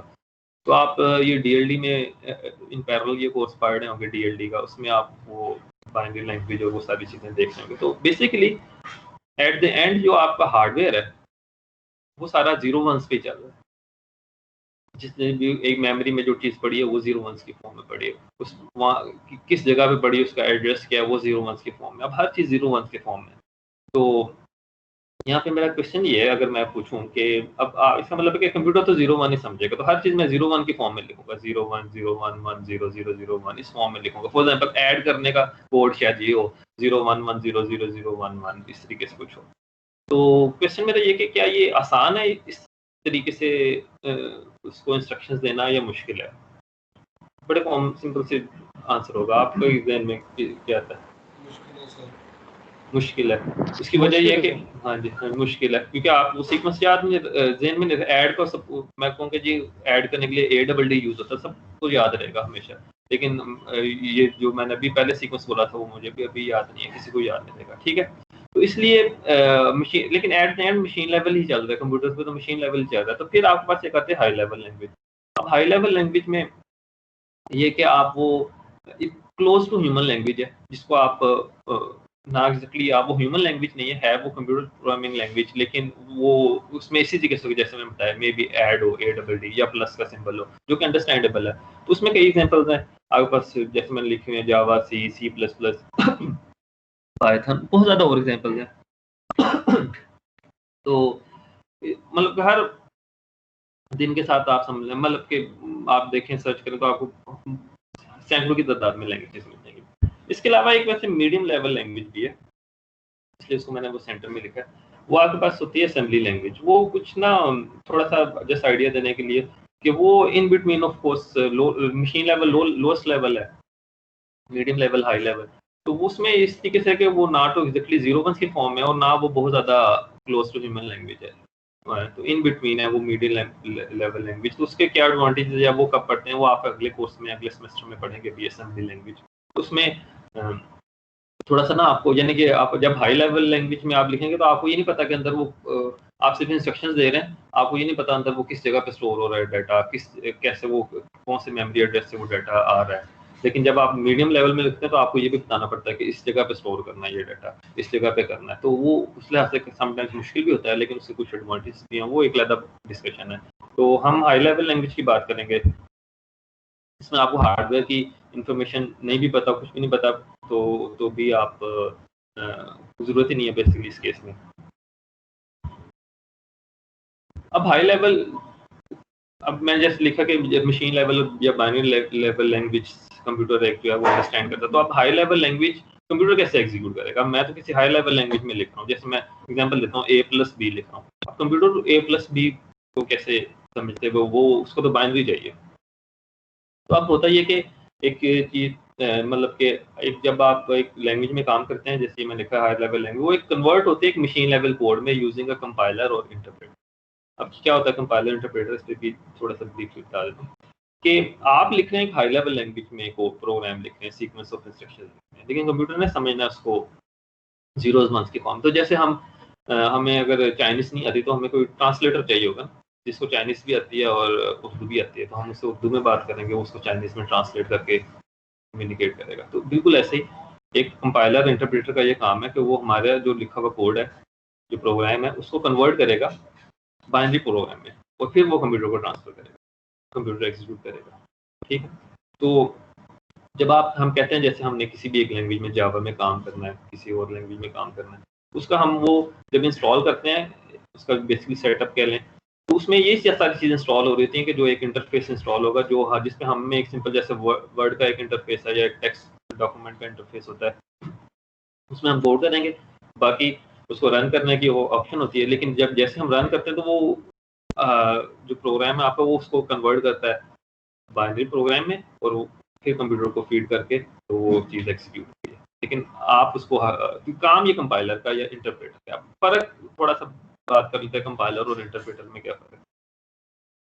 कंपाइलर जो है ना वो यहाँ पे अभी वैसे शायद यहाँ पे ये लिखा कि ये आप वो प्रोग्राम है जो आप इंस्टॉल करते हैं अपने सिस्टम में और फिर वो एग्जीक्यूट करता है। अच्छा, कंपाइलर जो है ना और इंटरप्रेटर में फ़र्क पहले मैं बता देता हूँ। वो ये कि आपने फॉर एग्जांपल इंस्ट्रक्शंस लिखे, 4-5 इंस्ट्रक्शंस हैं, 4-5 लाइन्स हैं, तो कंपाइलर पहले 4-5 लाइन्स को कंपाइल करेगा। कंपाइल करेगा मतलब कि अब देखें जब आप इंस्ट्रक्शंस लिखेंगे तो उसमें हो सकता है कोई मिस्टेक हो, आपने कोई ऐसी चीज़ लिखी जो कंप्यूटर समझ नहीं सकता, वो एरर होगा। उसको एरर हम कंप्यूटर प्रोग्रामिंग में एरर मतलब एक बहुत कॉमन चीज़ है कि आपने जो इंस्ट्रक्शंस लिखे है वो करेक्ट ही नहीं है। तो कंपाइलर पूरी पहले 5 लाइन्स का अगर कोड है तो पहले पूरी 5 लाइन्स को स्कैन करेगा कि वो ठीक है या नहीं है। अगर वो ठीक है तो फिर वो एग्जीक्यूट कर देगा पाँचों की पाँचों। इंटरप्रेटर डिफरेंट कैसे करता है कि इंटरप्रेटर पहली लाइन को पिक करेगा, वो देखेगा अगर ये ठीक है तो एग्जीक्यूट कर देगा, फिर सेकंड पे आएगा, अगर वो ठीक है तो उसको एग्जीक्यूट कर देगा। अब इस पे ज़्यादा डिस्कशन हो सकती है कि कौन सा बेटर है, किसका बेटर है, लेकिन ये हमारे कंट्रोल में नहीं है। लैंग्वेजेस डिसाइड करती हैं कि कौन सी उन्होंने कंपाइलर बेस्ड है या इंटरप्रेटर बेस्ड है। लेकिन फ़र्क मैंने आपको बता दिया कि एक कंप्लीट प्रोग्राम को एट अ टाइम पहले स्कैन करेगा, अगर उसमें कोई एरर नहीं है तो सारा रन कर देगा। दूसरा एक-एक लाइन चेक करेगा लाइन बाय लाइन, और जहाँ पे एरर होगा वहाँ पे ऑफ कोर्स वो एरर जनरेट हो जाएगा। तो ये थोड़ा ये दोनों का फर्क है। एक और बहुत इंपॉर्टेंट टर्म जो यूज़ होती है हर लैंग्वेज में, यानी कि किसी स्पेसिफिक लैंग्वेज की बात नहीं हो रही, सिंटैक्स ऑफ प्रोग्रामिंग। अब सिंटैक्स क्या होता है? सिंटैक्स वो रूल हैं, वो ग्रामर है एक प्रोग्रामिंग लैंग्वेज की। देखें, आप जब उर्दू में इंग्लिश में कहीं भी लिखें, आपको पता है कि आप कहीं कॉमा, कहीं फुल स्टॉप, कहीं कॉलन डाल रहे हैं, वो क्यों डाल रहे हैं? ग्रामर के रूल हैं। अगर आप फॉलो नहीं करेंगे, हैज़ार्डली लिख लेंगे चीज़ें, तो पढ़ने वाले को आपको पता है कॉमा आप आगे पीछे कर दें उर्दू इंग्लिश में तो उसका सेंटेंस का मतलब चेंज हो जाएगा। तो सिंटैक्स क्या है कि ग्रामर ऑफ प्रोग्रामिंग लैंग्वेज आप समझ लो। तो कुछ रूल्स हैं हर लैंग्वेज के, वो डिसाइड होते हैं, मतलब जो भी लैंग्वेज के वो डेवलपर जिसकी बेस पे वो इंटरप्रेटर ने उसको ट्रांसलेट करना है कि यहाँ पे इस तरीके से मतलब कि वो होगा, यहाँ पे सेमीकोलन होगा, यहाँ पे कॉमा होगा, जो भी चीज़ें हैं वो भी ब्रैकेट्स होती हैं कई जगह पे, तो वो चीज़ें उसको सभी देखेंगे। तो उसको हम generally syntax of programming language. तो जो हम जनरली मैंने कहा ना कि एक इंटरप्रेटर या कंपाइलर प्रोग्राम को कंपाइल करता है या देखता है कि वो करेक्ट है या नहीं है, तो बेसिकली वो उसका सिंटैक्स ही देख रहा है, उसका सिंटैक्स ठीक है, अगर उसको सिंटैक्स समझ आ रही है मतलब कि करेक्ट है, उसको वो ट्रांसलेट कर सकता है बाइनरी में। अगर आपने सिंटैक्स ही गलत लिखा तो वो उसको ट्रांसलेट ही नहीं कर सकता बाइनरी में, तो वहाँ पे एरर देगा। ठीक हो गया, तो इसको जनरली हम सिंटैक्स कहते हैं जो ग्रामर है। अच्छा, तो वही मैंने यहाँ पे थोड़ा सा किया हुआ है, जो भी मैंने बता दिया। अब क्वेश्चन अगला आ जाता है कि what language we will study in this course. तो लैंग्वेजेस कई तरह की, C++, जावा मैंने बताया, तो हम जो है यहाँ पे पाइथन पढ़ेंगे। तो पाइथन लैंग्वेज अब इसमें भी ये एक जिसे कहते हैं ना एवरग्रीन क्वेश्चन होता है हर दफ़ा कि जो भी लैंग्वेज पढ़ रहे हो तो कि यही लैंग्वेज क्यों, कोई और क्यों नहीं। तो अब एक लैंग्वेज कोई कितनी पॉपुलर है ये कैसे डिसाइड होती है? कि अगर उसके डेवलपर ज़्यादा है, अगर वो ज़्यादा लोग उसको ज़्यादा प्रोग्राम, ज़्यादा एप्लीकेशन एक लैंग्वेज में डेवलप हो रही हैं, इट मीन्स कि वो लैंग्वेज ज़्यादा इन है मार्केट में। जैसे आप देखें कई अगर मोबाइल सेट मार्केट में आते हैं और चंद महीनों में वो फ्लॉप हो जाते हैं, कई ऐसे होंगे जो कितनी देर चलते रहते हैं। तो डिपेंड क्या करता है इसी पे कि वो कितनी देर मार्केट में, इसको यूज़र कितने हैं, यूज़र पे डिपेंड, हर चीज़ यूज़र स्पेसिफिक है। पाइथन इस वक्त अगर आप सर्च करें 2020 2019 उसमें क्या है कि पाइथन टॉप है in terms of numbers of users. और जो जो डोमेन्स जिस तरह मैंने वो लिखी थी सारी, machine learning, artificial intelligence, data sciences, उन सब वो सारे पाइथन बेस्ड होती जा रही हैं। और इन फ्यूचर इस लिहाज से जो मैंने अभी पहले भी एक बात की कि इस कोर्स को आप इसलिए भी इम्पोर्टेंट समझे कि तो है और एक अपॉर्चुनिटी भी है। आप एक कंप्यूटर प्रोग्रामिंग सीखने लगे एक तो, जो कि मैं आपको बता रहा हूँ कि बहुत ज़रूरी है आपके लिए, इसके बगैर बीइंग मैकेट्रॉनिक्स इंजीनियर बहुत मुश्किल है, उसके बगैर उसको मतलब कि कंटिन्यू करना। और सेकेंडली कि आप इसमें जो टॉप की लैंग्वेज है वो आप इस वक्त जो इन मार्केट टॉप लैंग्वेज है डायरेक्टली आप वो लैंग्वेज स्टडी करेंगे बाय। अच्छा, अब लैंग्वेज स्विच कैसे स्विच करनी है, जैसे अगर कोई C++, इससे पहले हम C++ पढ़ते थे, लास्ट टाइम पहली दफ़ा पाइथन स्टार्ट की, मैंने भी पहली दफ़ा लास्ट टाइम पाइथन स्टार्ट की। तो लैंग्वेज स्विच करना आसान होता है, मुश्किल होता है, ये भी कई क्वेश्चन होते हैं। तो उसमें देखें एक जो आपका लॉजिक डेवलपमेंट, जैसे मैंने कहा, एक थिंकिंग एबिलिटी, एक एनालिटिकल अप्रोच, वो किसी भी लैंग्वेज में आप करें वो आपकी बिल्ड हो जाती है, आप वो सीख जाते हैं। और उसके बाद जैसे अगर आपको पाइथन आती है और कल को आपको फॉर एग्जाम्पल किसी और लैंग्वेज में मूव करना पड़ता है तो वो जस्ट मैटर ऑफ डेज होता है। उसमें सिंटेक्स का फर्क होता है, जैसे वो पता है ना, सिंटेक्स उसके उसके रूल्स अपने होंगे, लेकिन जो लॉजिक डेवलपमेंट है जो अभी वो समझना थोड़ा सा मुश्किल है, वो सेम है, वो आपने सीख ली तो लैंग्वेज स्विच करना भी कोई मुश्किल नहीं होता। लेकिन जनरली इस वक्त एट प्रेजेंट पाइथन टॉप है, तो आप लोग के लिए बार बार कह रहा हूँ अपॉर्चुनिटी है कि अब में से कई लोग मैं देख रहा हूँ ऑनलाइन कोर्सेज ले रहे होते हैं मुख्तलिफ जगहों के, कई लोग पेड कोर्सेज कर रहे होते हैं। लाहौर में कई इंस्टीट्यूट्स हैं जो ये कोर्सेज करवा रहे हैं पाइथन के पर मंथ के पेड कोर्सेज हैं मतलब। तो उस चीज़ को आप यहाँ पे करें आराम से। और मेरे ख्याल में पहले लास्ट टाइम जो मैंने पहली दफ़ा पढ़ाया था तो उसमें ये था कि चीज़ें डेवलप की, तो वो सारी चीज़ें आप काफ़ी अच्छी फॉर्म में और काफ़ी प्रैक्टिस हो जाएगी आपकी होपफुली ओवरऑल। तो इसमें जो हमने लेटेस्ट वर्जन ऑफ पाइथन है वो यूज़ करेंगे, पाइथन 3.8.5। अभी उसको कैसे इंस्टॉल करना है और कैसे, वो मैं आपको नेक्स्ट या तो मैनुअल में बता दूंगा या एक सोच रहा हूँ कि उसकी एक ना वीडियो बना दूँ, छोटी सी शॉर्ट सी वीडियो जिसमें ये पाइथन वगैरह इंस्टॉल करना सिखा दें, ठीक है। तो ये पाइथन की अपनी जो मेन वेबसाइट है वो ये python.org, यहाँ से ये इंस्टॉल होता है। लेकिन आप वरी ना करें, वो मैं आपको उसके स्टेप्स या रिटन फॉर्म में होंगे या उस फॉर्म में दे दूँगा, क्या कहते हैं, वीडियो के फॉर्म में दे दूँगा, ठीक है। ये बाय पाइथन तो हमने डिस्कस कर ली कि इस वक्त जो है इन मार्केट जो है ना टॉप है, ठीक है। एक बात ध्यान में रखें, अभी जैसे बात की थी कंपाइलर और इंटरप्रेटर की, तो पाइथन इंटरप्रेटर यूज़ करता है, कंपाइलर नहीं करता, मतलब कि लाइन बाय लाइन एग्जीक्यूट होती है। लेकिन अब ये हमारे कंट्रोल में नहीं कि हम कहेंगे जी वो कंपाइलर या ये क्यों नहीं करता, ये इंटरप्रेटर है, बस उसको ऐसे यूज़ करना है। अब होता क्या है कि जब आप पाइथन इंस्टॉल करते हैं तो उसके बाद आप एक बार से जैसे टेक्स्ट फाइल होती है उस तरीके से उसको शेल कहते हैं, वो टेक्स्ट एडिटर ओपन हो जाता है, उस पर आप कोड लिखते हैं और वो कोड रन करते हैं, वो एग्जीक्यूट हो जाता है। लेकिन ठीक है, मतलब कि एक टेक्स्ट फाइल टाइप, जिस तरह एक टेक्स्ट फाइल है उस पर आप लिखते हैं और रन करते हैं तो एग्जीक्यूट हो जाता है। हर लैंग्वेज में जनरली इस तरह की सपोर्ट आती है। फिर उसके बाद एक चीज़ होती है जिसे कहते हैं इंटीग्रेटेड डेवलपमेंट एनवायरनमेंट, IDE। ये एक अलग सॉफ्टवेयर ही कहेंगे होता है जो आपको किसी एक लैंग्वेज की एक्स्ट्रा सपोर्ट प्रोवाइड कर रहा है। अगर आप बिल्कुल बेसिक पाइथन इंस्टॉल करके उसके एडिटर पे काम करेंगे, एडिटर समझ है ना, जैसे एक टेक्स्ट फाइल में बार बार बता रहा हूँ, अभी मैं एक बार से कोड लिख के भी दिखाता हूँ। तो उसमें क्या होगा कि क्योंकि अभी ऑफ कोर्स इसको थोड़ा सा समझना मुश्किल है, मैंने थोड़ा फिर भी आइडिया आपको दिया कि एक प्रोग्राम लिखते हैं उसके अंदर उसका सिंटेक्स ठीक है, उसके अंदर कोई एरर तो नहीं है। जब एरर आ जाए, एरर रिमूव करना बहुत बड़ा मसला होता है, उसको आइडेंटिफाई करना। तो IDE जो है ना, इंटीग्रेटेड डेवलपमेंट एनवायरनमेंट, जिसको जो IDE, वो उसमें आपको एक्स्ट्रा सपोर्ट प्रोवाइड कर रहे होते हैं कि कुछ उसमें डीबगिंग जिसको जनरली हम बेसिकली कहते हैं, लेकिन वो एक फैक्टर है। इसके अलावा कोड कंप्लीशन होती है। समटाइम्स आप एक चीज़ लिखनी है, जैसे प्रिंट स्टेटमेंट है ना, प्रिंट लिखते हैं आप PRINT, तो ऊपर टेक्स्ट एडिटर में आपको PRINT लिखना पड़ेगा, लेकिन जो ID है तो उसमें आप P लिखेंगे तो वो प्रिंट बन सकता है।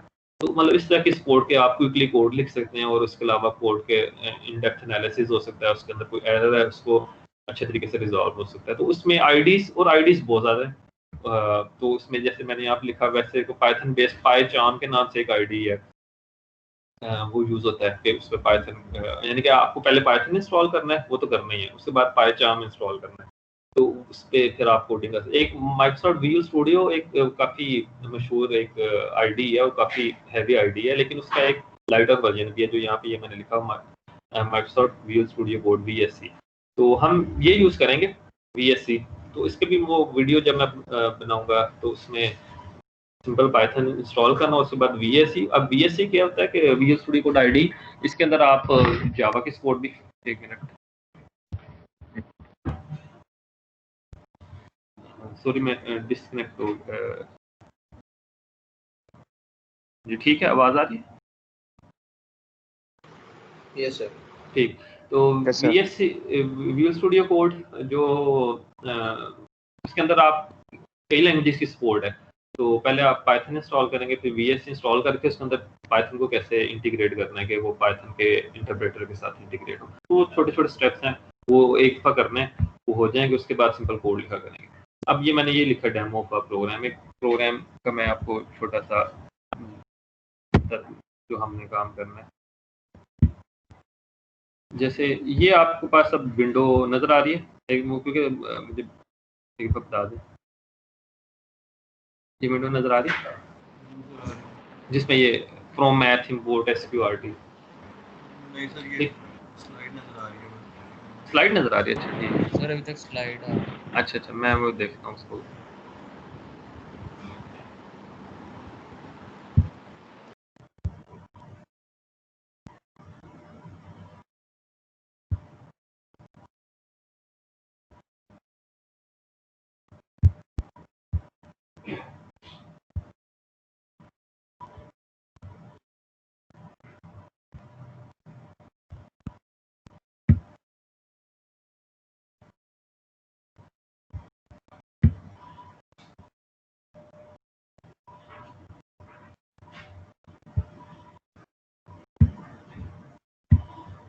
जी अब नज़र आ रही होगी होपफुली।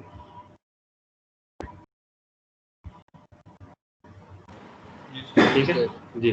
तो अब ये कोड लिखा हुआ है क्वाड्रेटिक इक्वेशन को सॉल्व करने का। मतलब अब क्या कि क्वाड्रेटिक इक्वेशन सबको सॉल्व करनी आती है, -b + -b² - 4ac √2 है।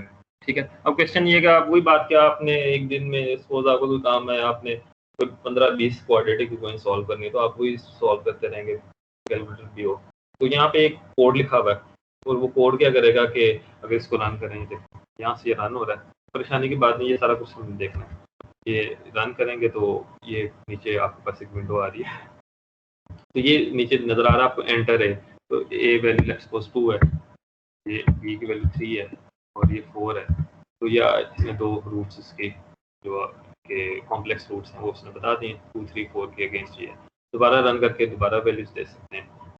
तो अब ये काम हमने करना है, ये जो इस वक्त सामने हुआ है, ये काम हमने सीखना, जो कि अभी होपफुली मतलब अभी नहीं समझ आ रहा हो, कोई मसला नहीं।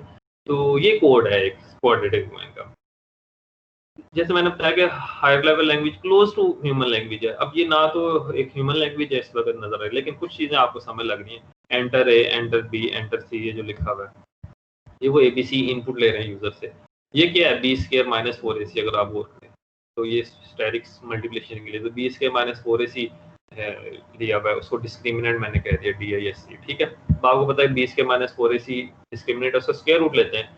अब स्क्वायर रूट लेना हो तो उसके लिए ये इंस्ट्रक्शन है स्क्वायर रूट SQRT। लेकिन क्या है कि आपको ये भी पता है कि स्क्वायर रूट नेगेटिव का नहीं हो सकता, तो उस चीज़ को हैंडल किया हुआ है यहाँ पे किसी तरीके से इफ एल्स के थ्रू। अगेन मैं कह रहा हूँ कि परेशान हो, सिर्फ आपको एक आइडिया दे रहा हूँ कि कोड इस तरीके से हो रहा है। तो इसमें ये है कि अगर डिस्क्रिमिनेंट नेगेटिव है तो उसको किसी और तरीके से रिजॉल्व किया, पॉजिटिव है तो किसी और तरीके से किया, और एंड में रिजल्ट्स को प्रिंट कर दिया। ठीक है, अब ये मैंने किया। इवन यहाँ पे ये भी हो सकता है कि अगर मेरे पास कोई इस तरीके से सिनेरियो, लेट्स सपोज के ए बी सी, जैसे मैंने बताया ना कि 20 सिक्वेंस है, तो आपको 20 दफ़ा ये रन एंटर करके रन करना पड़ेगा कोड, हर दफ़ा करेंगे वो वैल्यूज। ये भी पॉसिबल है कि मैं इस कोड के अंदर वो 20 वैल्यूज एक दफ़ा ही डाल दूँ कि ए की 20 वैल्यूज ये हैं, बी की 20 वैल्यूज ये हैं, सी की ये हैं, और एक दफ़ा रन करूँ और सबके 20 की 20 विद इन सेकंड्स जो है रिजॉल्व होकर आ जाए सामने, हर दफ़ा एंटर भी ना करना, तो सारी चीज़ें पॉसिबल।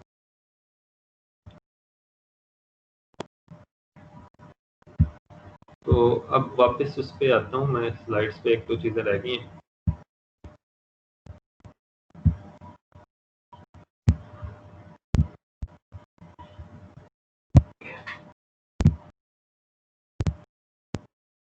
अच्छा, तो बस एक दो स्लाइड्स में आपको ये बता देता हूँ कि क्या प्लान है और कोर्स का प्लान कैसे है, फिर उसके बाद आपके क्वेश्चंस होंगे। ये 1 आवर पर वीक थ्योरी है, 3 hours lab twice a week है। तो इस बात मतलब यानी कि ये कंफ्यूज ना हो कि वो लैब जो है 3 आवर्स ट्वाइस अ वीक का मतलब वो फुल क्लास की जो लैब है वो है, यानी पर स्टूडेंट वो 2 टाइम्स है पर वीक, यानी कि हाफ ग्रुप नहीं है, complete class 3 hours 2 times a week, यानी 6 आवर्स पर वीक है टोटल। इसमें तकरीबन मोर देन 25 लैब सेशंस है, मोर और लेस, लास्ट में एग्जैक्टली 25 थे। तो ये लैब सेशंस हैं। लैब असेसमेंट्स मैं काफ़ी लेता हूँ इस कोर्स में, क्योंकि ये कोर्स वो है कि ये एंड पे करने वाला नहीं होता कि ये मिड आ गया, फाइनल आ गया। जनरली तो मेरा यही होता था कि हर वीक में एक असेसमेंट होती है, तो वो प्री और पोस्ट लैब हो सकते हैं, और यहाँ पे लिखा हुआ है अनअनाउंस। ये ज़रूरी नहीं है कि मैं पहले अनाउंस करूँगा कि आप मेंटली प्रिपेयर्ड आए कि आज वैल्यूएशन हो सकती है, तो क्योंकि वो वैल्यूएशंस होती रहेंगी तो आप काम करते रहेंगे साथ साथ, और वो छोटी सी वैल्यूएशन वही जो काम पहले किया वो प्री भी हो सकती है, पोस्ट भी हो सकती है। पोस्ट मीन्स कि लैब सेशन हो गया, वो सारा काम हो गया, और उसके बाद एक छोटी सी असेसमेंट। तकरीबन 5-6 असेसमेंट्स में लेता हूँ। इसके अलावा ऑन कंप्यूटर ये असेसमेंट्स ऑन पेपर होती है, या मतलब कि उसमें आपने प्रोग्राम लिखना नहीं होता, लेकिन उससे से रिलेटेड और तकरीबन 3-4 एटलीस्ट क्विज होते हैं जो बेसिकली एक्चुअली आपने कंप्यूटर पर ही करने होते हैं। इसके अलावा कुछ असाइनमेंट्स होती हैं, अराउंड 4-5 हो सकते हैं असाइनमेंट्स, और एक इंडिविजुअल प्रोजेक्ट एंड पे होता है। तो ये ओवरऑल कोर्स प्लान होता है। How to get most out of this course, पहली चीज़ इसमें यह है कि बी ऑनेस्ट, काफ़ी दफ़ा बताया कि इस कोर्स को अपने लिए पढ़ें, कि आपने एक बहुत इंपॉर्टेंट स्किल जो है वो सीखनी है, ठीक है। अगली चीज़ ये कि make sure you everything covered in a lab session is clear to you. Totally connected चीज़ें हैं, ये इस तरह कोई इंडिपेंडेंट नहीं है कि एक लैब एक्सपेरिमेंट है, जैसे जनरली होता है, जैसे इलेक्ट्रिक सर्किट ईडीसी में एक एक्सपेरिमेंट नहीं भी समझ आए, अगला एक्सपेरिमेंट आप कर लेते हैं। ये टोटली कनेक्टेड चीज़ है, ये यहाँ पे इस तरह नहीं होगा कंप्यूटर प्रोग्रामिंग में।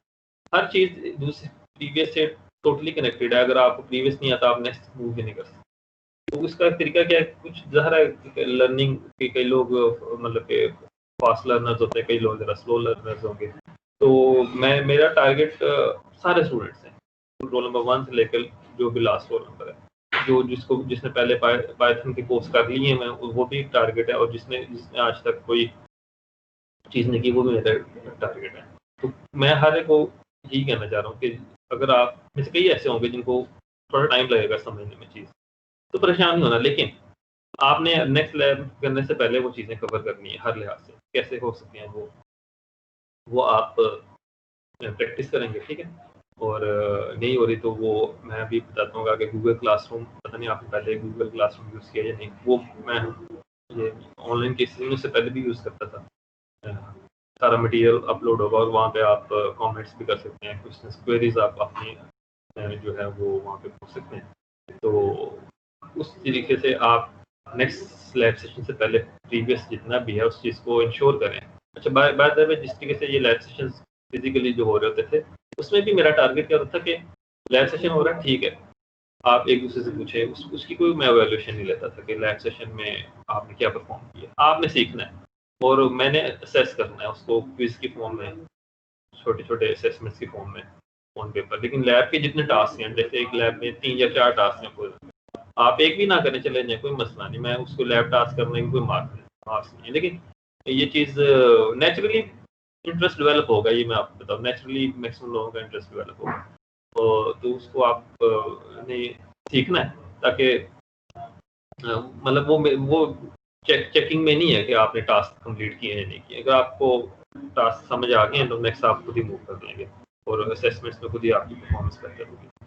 बहुत ज़्यादा प्रैक्टिस चाहिए आपको बाद में, क्योंकि ज़्यादा ऑफ कोर्स 3 आवर्स इनफ नहीं होते।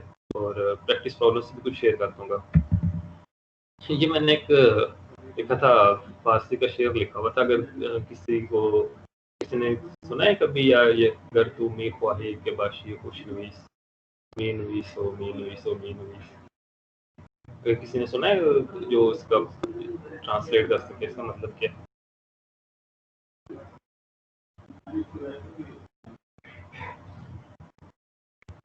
किसी ने नहीं सुना?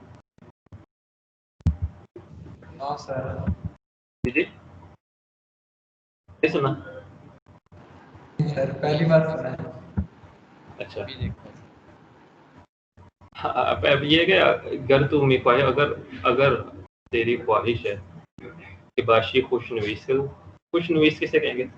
खुशखती करने वाले को, अच्छे लिखने वाले को। अगर ये ख्वाहिश है कि आप खुशनवीस बन जाए, मतलब अच्छी लिखाई हो, मीन नवीस हो मीन नवीस तो मीन नवीस, लिखते जाएं लिखते जाएं लिखते जाएं।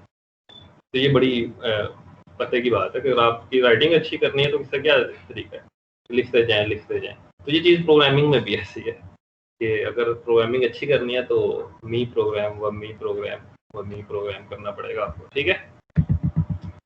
अच्छा, एक और चीज़ जो होती है वो ये कि यूजुअली आप, जैसे मैंने आपको कहा कि आप एक दूसरे से पूछें लिखें देखें, तो समटाइम्स आप दूसरे का कोड देखें समझें, ठीक है, लेकिन असल चीज़ ये कि मैं भी कई कोड्स लिखूंगा, आपको वो कोड समझ आ जाए, वो एक लेवल तो ठीक है कि आपको एक लिखा हुआ कोड समझ में आ रहा है, किसी का लिखा हुआ, मेरा, किसी स्टूडेंट का, लेकिन एक्चुअल वो ये नहीं कि आप प्रोग्रामर बन गए हैं, किसी कोई कोड समझ आ गया।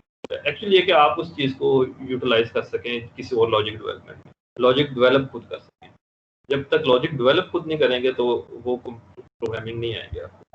तो ये भी बेहतर है कि मतलब ये भी ज़रूरी है कि आपको कोई कोड समझ में आ रहा हो, जैसे अभी मैंने कोड दिखाया, मतलब उस हमने कुछ पढ़ा नहीं हुआ तो वो आपको समझ आ जाए कि इसमें क्या हो रहा है। लेकिन हर चीज़ में आपको कोड मिलेगा तो नहीं, असल में तो आपने खुद से वो उस गिवन प्रॉब्लम के केस में आपने वो कोड लिखा। ये एक बात सुन लेंगे, if you have skipped missed anything और could not understand something, apply all your potential to cover up the gap, जो पहले मैंने तकरीबन बात की।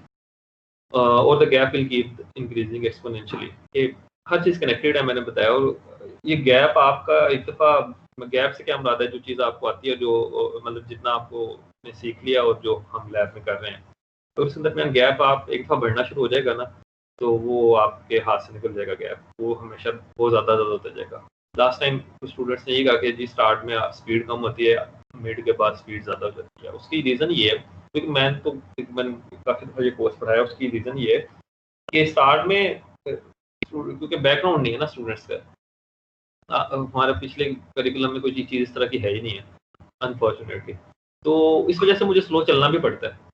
और जब एक दफ़ा स्पीड बन जाती है ना, तो फिर उसके बाद स्पीड अप होना पड़ता है। जब एक दफ़ा एक रिदम बन जाता है तो वो नेचुरली ऐसे ही चलना पड़ता है इस केस में, कि शुरू में भी आपको लगे कि जब, अब शुरू में तो नहीं लगेगा, एंड में लगेगा कि जी आपने एंड में जी बड़े स्पीडीली काम किया, लेकिन वो इसी तरह होगा। तो इसलिए ज़रूरी है कि गैप आपका जो है ना मिनिमम रहे, जो चीज़ आपको नहीं आती है उसका गैप मिनिमम रहे, नहीं तो वो आपके कंट्रोल से बाहर चला जाए, ठीक है?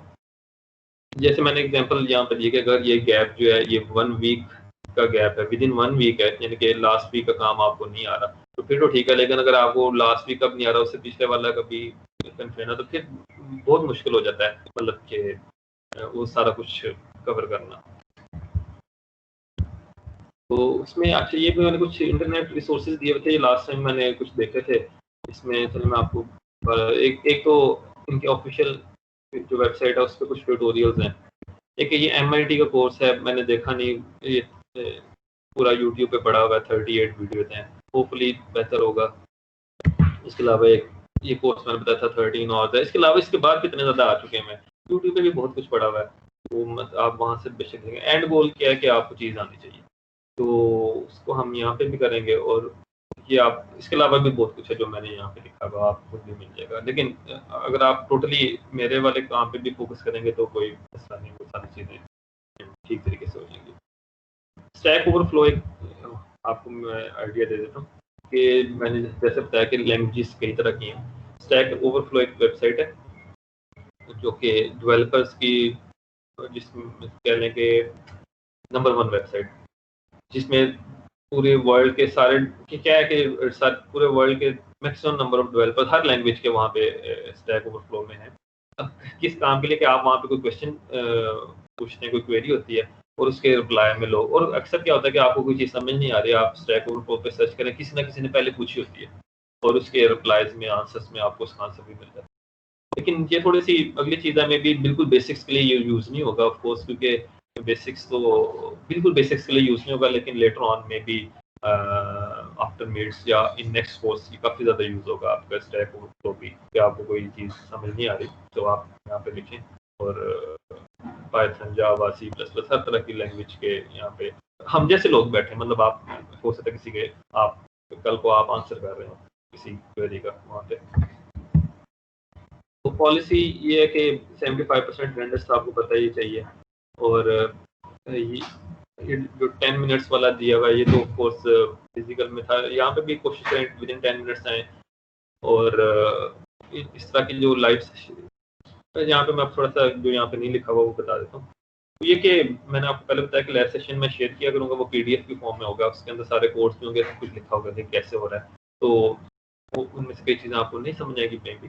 तो उसके अलावा उस जो चीज़ें समझ नहीं आ रही तो उससे रिलेटेड मैं कोई वीडियो रिकॉर्ड करके यूट्यूब पर अपलोड करूँगा और आपसे शेयर कर दूँगा, और उसके बाद एक लाइव सेशन किया करेंगे हम, जिसमें जो आपके उसके अलावा भी फिर भी अगर कोई चीज़ें क्लियर नहीं हुए, मसले रह गए, तो वो हम वहाँ पे इस लाइव सेशन में डिस्कस करेंगे।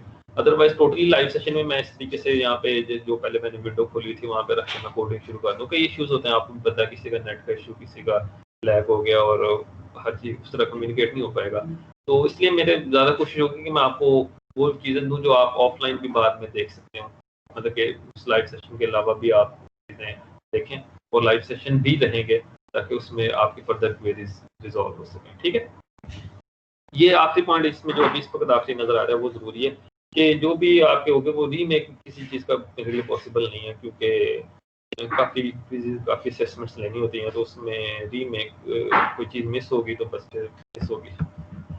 तो यहाँ पे अब ये क्वेश्चन मैंने पूछा हुआ, आर यू रेडी? तो are you ready to come out of your comfort zone? Comfort zone क्या होता है आपका कि नहीं ऑनलाइन है, हमें नहीं समझ आ रही, ये वो इस तरह के मसाइल नहीं समझ आ रही, मतलब आपको एफर्ट करनी पड़ेगी, एफर्ट के बगैर नहीं होगा।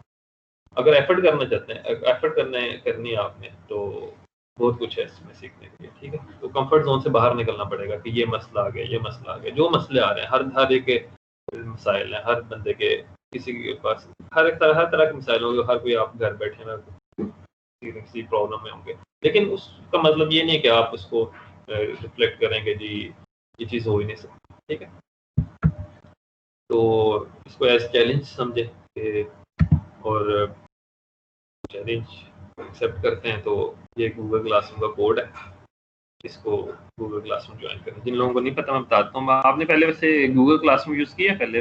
अगर कोई एक बंदा बता दो मुझे। Yes sir.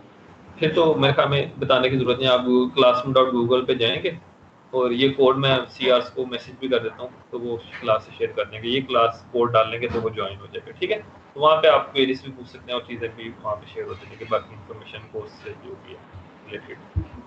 सही, हाँ, तो अगर आप एक्साइटेड हैं, चैलेंज को एक्सेप्ट करते हैं तो रजिस्टर करें, अदरवाइज रजिस्टर ना करें, लेकिन ऑफ कोर्स मैं यही समझ रहा हूँ कि सब लोग रजिस्टर कर रहे हैं। ठीक है, और इसके अलावा ये कि मैं फिर आखिरी बात, इस मेरी तरफ से आखिरी फिर इस बार क्वेश्चन, वो स्पेशली उन वो बच्चे जो समझते हैं ना कि यार मतलब हम नहीं कर सकते, पता नहीं क्यों यहाँ इस कोर्स में सबसे पहले कई बच्चे ऐसे होते हैं, यार हमें तो कंप्यूटर का पता ही नहीं है। मैं आपको बताना चाह रहा हूँ कि मतलब कि हर वक्त के कुछ मसले होते हैं। मैं अपने वक्त की बैकग्राउंड 2003 में मैं आया था यूनिवर्सिटी में एज स्टूडेंट, उस वक्त तो कंप्यूटर भी कॉमन नहीं होता था, हमें तो कंप्यूटर ढूंढते और पता नहीं कितनी एफर्ट करनी पड़ती थी। तो आप में से भी शायद कई लोग हों जिनके पास घर में कंप्यूटर लैपटॉप का में भी कुछ मसला, तो थोड़ा सा अरेंज कर, बस डिपार्टमेंट में तो मैनेज हो गए थे, तो अनफॉर्चुनेटली वो क्लासेस नहीं हो रही थी, मतलब वो ऑन कैंपस क्लासेस नहीं हो रही है, तो कोई भी मसला है, कंप्यूटर नहीं हो रहा, मैनेज करने की कोशिश करें, हो जाता है, तो रास्ते निकल आते हैं। ऐसी बात नहीं होती कि रास्ते नहीं निकलते। और ये जो एक ज़हन में है ना कि हम नहीं कर सकेंगे, ये कोई बहुत ही कोई अजीब लग रही है चीज़ के हमने आज तक किया नहीं है, तो ये भी कोई मसला नहीं है। मैं आपको बता रहा, मैं 2011 सेशन की मैं बात बता देता हूँ कि उस वक्त के बच्चे जो 10 साल पहले की बात है, जनूबी पंजाब के कुछ स्टूडेंट्स थे जिन्होंने आज तक कंप्यूटर को शायद देखा भी नहीं हुआ था, लेकिन बाद में वो उन्होंने बड़ा ज़्यादा एक्सेल किया इसी कोर्स में, उन्होंने कितना कुछ सीखा और किया। तो ये कोई आर्गूमेंट नहीं है कि हम बैकग्राउंड जीरो से स्टार्ट होगा। मैं बार बार बता रहा हूँ, कोर्स जीरो से स्टार्ट होगा, कुछ नहीं आता, कोई मसला नहीं, लेकिन नीयत हो बस। अगर वो नहीं है तो उसकी नीयत नहीं है तो मैं कुछ नहीं कर सकता, लेकिन आप नीयत होनी चाहिए, आपने अपने प्रॉब्लम को रिजॉल्व करना है, और बहुत कुछ है इसमें आप सीखेंगे। तो अब आप का कोई क्वेश्चन है तो जरूर पूछें।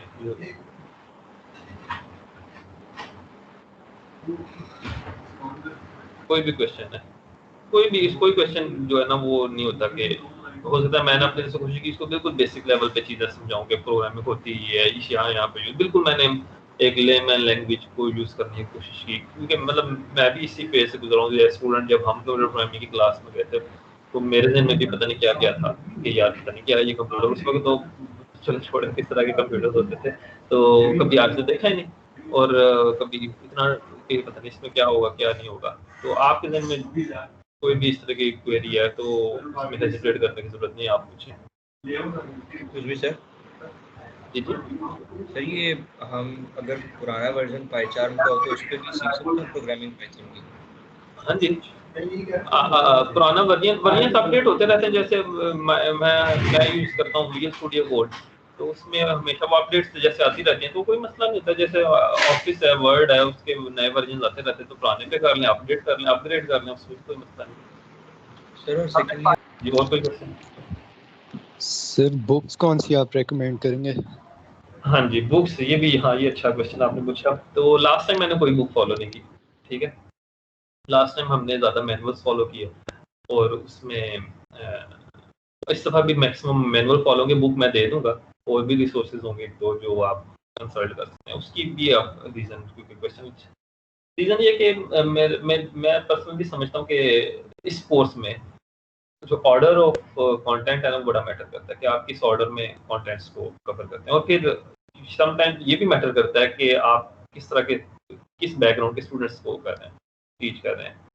तो उसमें यह है कि जो ज़्यादातर ऑथर्स की बुक्स है ना, जो मुझे इख्तलाफ है जिनसे, वो ये कि मुझे लगता है समटाइम्स वो कुछ ना किसी और पर्सपेक्टिव से लिखी हुई हैं, जो ये अज्यूम करते हैं कि उनको बेसिक्स पता है, लेकिन हमारे केस में वो डिफरेंट होता है कि वो हमारे स्टूडेंट्स को, मतलब इस केस में मेरी assumption ये है कि स्टूडेंट्स को कुछ नहीं आता, तो उस लिहाज से मुझे ऑर्डर अपना फॉलो करना पड़ता है, वो डिफरेंट होता है। तो इसलिए आपको मैक्सिमम मैनुअल्स को फॉलो करना पड़ेगा, 7 बुक्स 1-2 मैं गूगल क्लासरूम पे अपलोड करता हूँ। और कोई क्वेश्चन? सर आपके नज़दीक एक अच्छा प्रोग्रामर बनने के लिए डेली कितने आवर्स की प्रोग्रामिंग आप मैंडेटरी समझते हैं? ये भी एक थोड़ा सा रिलेटिव क्वेश्चन है। जैसे मैंने आपको बताया, कुछ लोग होते हैं क्विक लर्नर्स होते हैं, कुछ जो है ज़रा स्लो लर्नर होते हैं।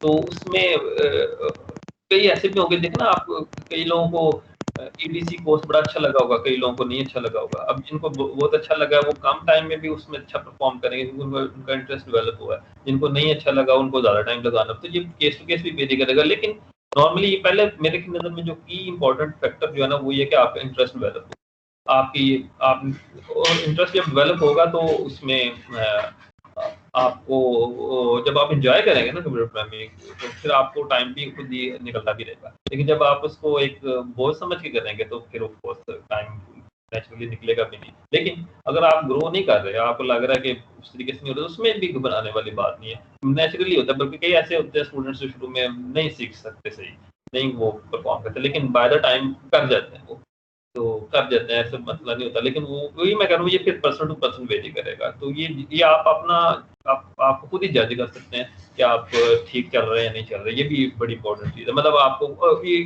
मुझे बताने की जरूरत नहीं, किसी को बताने की जरूरत नहीं, आपको खुद पता चल रहा होगा कि आप ठीक ग्रो कर रहे हैं या नहीं कर रहे।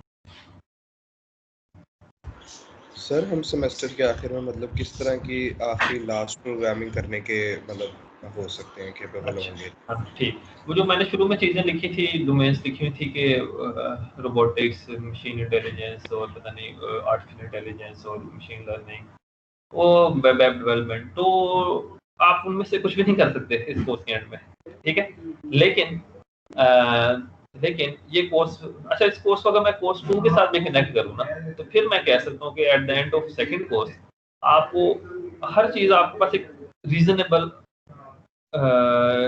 गुड लेवल की आपके पास एक स्किल है, ठीक है? उसके बाद ये जितनी भी डोमेन्स है ना, ये फर्दर फिर भी ये अगली नेक्स्ट डोमेन्स है, ये जितनी आप समझ कि एक मेजर प्रोग्रामिंग है, उसके बाद ये फर्दर डोमेन है, तो आप किसी भी डोमेन में बड़े इजीली मूव कर सकते हैं आफ्टर सेकंड कोर्स, किसी भी डोमेन में बड़े इजीली मूव कर सकते हैं। बल्कि कई लोग, मैंने जैसे आपको एग्जांपल दी, जो फ्रीलांसिंग कर रहे हैं, वो सिंपल प्रोग्रामिंग पे नहीं कर रहे, वो उससे अगली वाली चीज़ पे कर रहे हैं, मशीन विजन पे कर रहे हैं, वो कोई थोड़ा सा डेटा पे काम कर रहे हैं, तो यानी कि वो किस बेस पे काम कर रहे हैं, उसी बेस पे कर रहे हैं कि उन्होंने ये सीख के तो वो चीज़ें ईजी हो जाएंगी, मतलब किसी भी डोमेन में एंटर हो जाएंगे। लेकिन ऐसा सच आप ये कहेंगे जी ये कोर्स पढ़ के आप फौरन कोई वेब ऐप डेवलपमेंट शुरू कर देंगे या कोई मोबाइल ऐप डेवलपमेंट करना शुरू कर देंगे, नहीं। क्योंकि वजह मैं अच्छा क्वेश्चन है, क्योंकि वजह ये कि हम ये चीज़ें जब देखते हैं ना, आप देखते हैं यूट्यूब पे, फेसबुक पे बड़ी फैसिनेटिंग वीडियोस नजर आती हैं, ये रियलाइज नहीं होता कि इसके बैक एंड पे वो जो डेवलपमेंट और लॉजिक और जो सारी चीज़ें ना, वो इतनी बहुत ज़्यादा आसान नहीं है कि एक सेमेस्टर में आप करेंगे और आप बहुत अच्छे डेवलपर बन जाएंगे। लेकिन स्टार्ट तो करना है ना, तो आपका स्टार्ट बहुत अच्छा होगा। Eight the end of second semester आप कैपेबल होंगे कि आप किसी भी प्रोफेशनल डोमेन में आप एंटर हो सकते हैं। इतनी मैं मतलब छोटी थी। और कोई क्वेश्चन? सर आपने कहा कि आज लेक्चर में कि हर सॉफ्टवेयर के पीछे जो है वो प्रोग्राम्स काम कर रहे होते हैं, तो हम जहाँ पे प्रोग्रामिंग करते हैं उसके बिहाइंड क्या चीज़ काम कर रही होती है? नहीं, मैंने ये कहा कि आप एक जो नया सॉफ्टवेयर में जो भी आप काम कर रहे हैं, जी बिल्कुल, उसके वो किसी प्रोग्रामर ने बनाया हुआ है ना, किसी सॉफ्टवेयर बनाने वाली कंपनी ने बनाया है, किसी प्रोग्रामर ने बनाया। तो जो हम प्रोग्राम कर रहे हैं उसके पीछे क्या बैकएंड पे क्या हो रहा है, वो मैंने बताया, वो उसके बैकएंड पे इंटरप्रेटर है। कुछ अब हम जैसे अब इंटरप्रेटर है, तो पाइथन का जो आप बगैर किसी आईडीई के काम करें, तो वो डायरेक्ट इंटरप्रेटर इंस्टॉल है, वो उसको कोड पकड़ता है, उसको बाइनरी में कन्वर्ट करता है और रन कर देता है, आपको एंड में रिजल्ट नजर आ जाता है। अगर आप आईडी पे करें तो आईडी का सॉफ्टवेयर कुछ एक्स्ट्रा चीजें भी कर रहा होता है, इसी वजह से तो हम वो आईडी कर रहे हैं जो जिसमें हमें कुछ एक्स्ट्रा सपोर्ट भी मिल रही है। लेकिन एट द एंड जो आपका हमारा काम होगा, हमारा तो कोड लिखना है, उसको सिर्फ हमने रन नहीं करना है। तो बैक एंड पे वो किस तरीके से वो रिसोर्सेज यूज कर रहा है, किस तरीके से, वो सारा काम नहीं हम देखेंगे। जी question? Sir excuse me sir. जी सर मैं ये पूछ रहा था कि सर प्रेफरेंस की हमें पता, हमने इस सेमेस्टर में सिर्फ एक पाइथन लैंग्वेज सीखनी है, तो एक सिंगल कंप्यूटर लैंग्वेज है। लेकिन सर आप किस चीज़ को प्रेफर करते हैं कि आपको एक लैंग्वेज है लेकिन बहुत अच्छी है, या आपको मल्टीपल लैंग्वेजेस हैं? जी, क्या चीज़ ज़्यादा प्रेफरेबल है? जी इसमें यह कि देखें, आपको हमेशा स्विच करना पड़ेगा कि कहीं ना किसी मैंने एज स्टूडेंट जावा पढ़ी थी, लेकिन मैं अगला क्वेश्चन लेता हूँ जरा, एक माइक को अगर ऑफ करते हैं। मैंने जावा पढ़ी, फिर यहाँ पे C++ पढ़ाई, उसके बाद पाइथन, उसके अलावा भी कुछ लैंग्वेजेस, तो हमेशा मूव करना पड़ता है, ये हमेशा रहेगा आपके साथ में कि आपको इधर उधर मूव करना पड़ेगा। कभी C# में भी इन फ्यूचर कौन सी लैंग्वेज और आ जाए, तो बात ये कि आप पहले एक लैंग्वेज को के एक्सपर्ट बन जाए। जब आप एक लैंग्वेज के एक्सपर्ट होंगे तो किसी लैंग्वेज में स्विच करना कोई मुश्किल नहीं। लेकिन अगर आप वही बेसिक सी चीज़ें हैं, वही चीज़ें हर लैंग्वेज में करते जा रहे हैं, तो उसके बाद उसका क्या फ़ायदा होगा कि अगर आपको किसी भी लैंग्वेज की एडवांस चीज़ नहीं पता। तो पहले आप एक लैंग्वेज, तो इसलिए इस चीज़ पे परेशान होना और ज़्यादा सोचना छोड़ें कि वाई पाइथन, और पैसे तो पाइथन का होना सबसे अच्छा फ़ायदा ये है कि मैंने बताया कि टॉप पे है। बल्कि जब C++ करते थे तो स्टूडेंट्स ज़्यादा चीखते थे कि क्यों नहीं हम टॉप वाली क्यों नहीं कर रहे। तो वो तो एक आपका वैसे ही निकल गया एक क्वेश्चन, मतलब कि आप पहले टॉप की लैंग्वेज पे काम करें। दूसरा, इसी लैंग्वेज छोड़ दें, बाकी लैंग्वेजेस की हैं उसमें क्या हो रहा है, इस लैंग्वेज में आप एक्सपर्ट बने एक वक्त, बाद में जिस मर्जी में स्विच करना हो तो लॉजिक डेवलपमेंट सेम है, सिर्फ सिंटेक्स फर्क हो जाएगा। वहाँ पे मे बी IF जो है स्मॉल में है, मे बी किसी लैंग्वेज में IF कैपिटल में हो। मैं टीचिंग की बात नहीं कर रहा, मैं सिर्फ एक स्किल की बात कर रहा हूँ। अलग अलग लैंग्वेजेस सीखना स्किल बढ़ाना नहीं होगा आपके ख्याल से? लेकिन अगर अलग अलग लैंग्वेज सीख के आप उसमें उस बेसिक लेवल पे रह रहे हैं, क्योंकि जैसे मैंने आपको बताया ना, यानी आपको एक एक्सपर्टाइज वाले हद तक आपको आ गई है। हाँ, कम से कम एक लैंग्वेज आ जाए, उसके बाद आप वो भी करें, बिल्कुल करें, ठीक हो गया बाय द टाइम।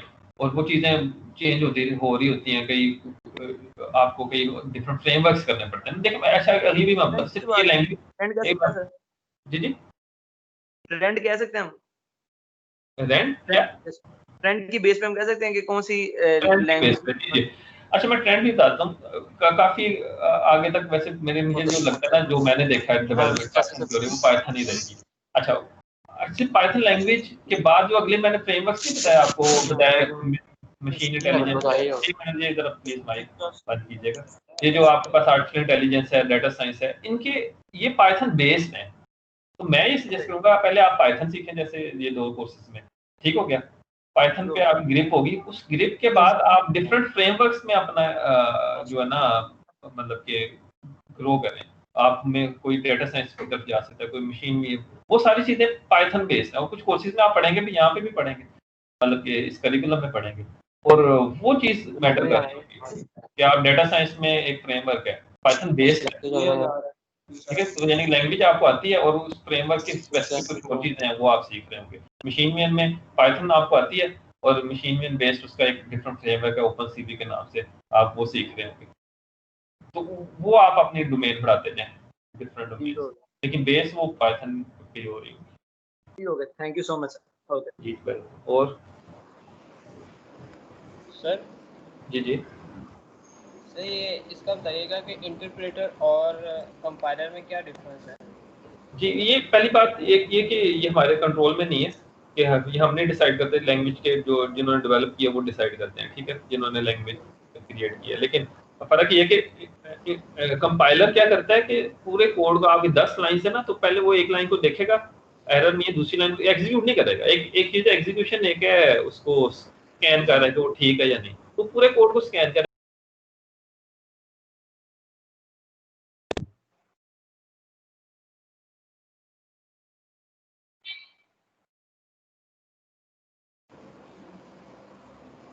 आवाज नहीं आ रही सर।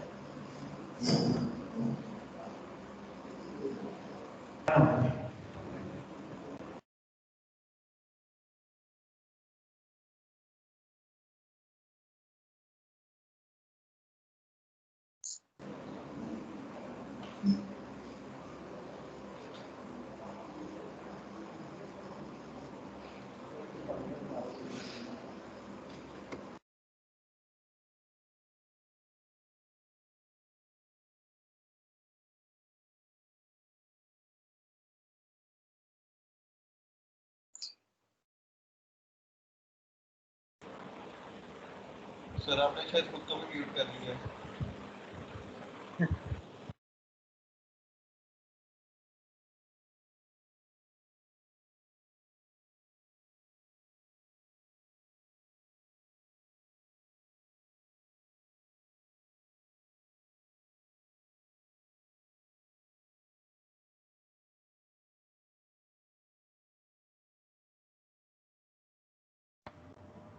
हेलो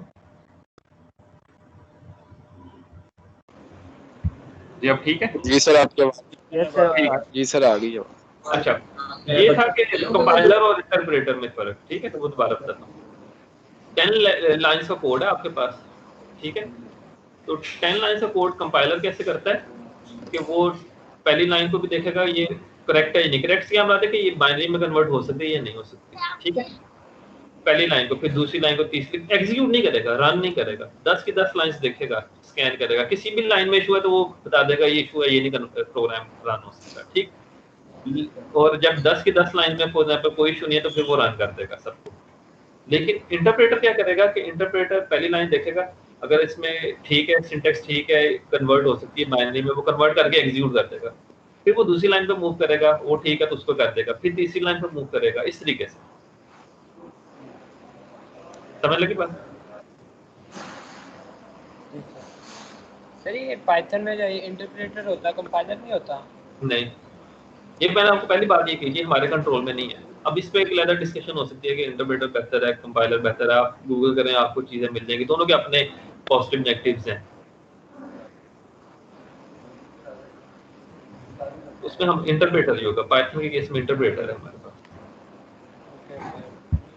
जी और कोई बताएं, एक इसने सर इसके ये जो लेक्चर था इसकी काइंडली जो है रिकॉर्डिंग वीडियो सेंड कर दीजिएगा। ठीक है जी हो जाएगी सेंड।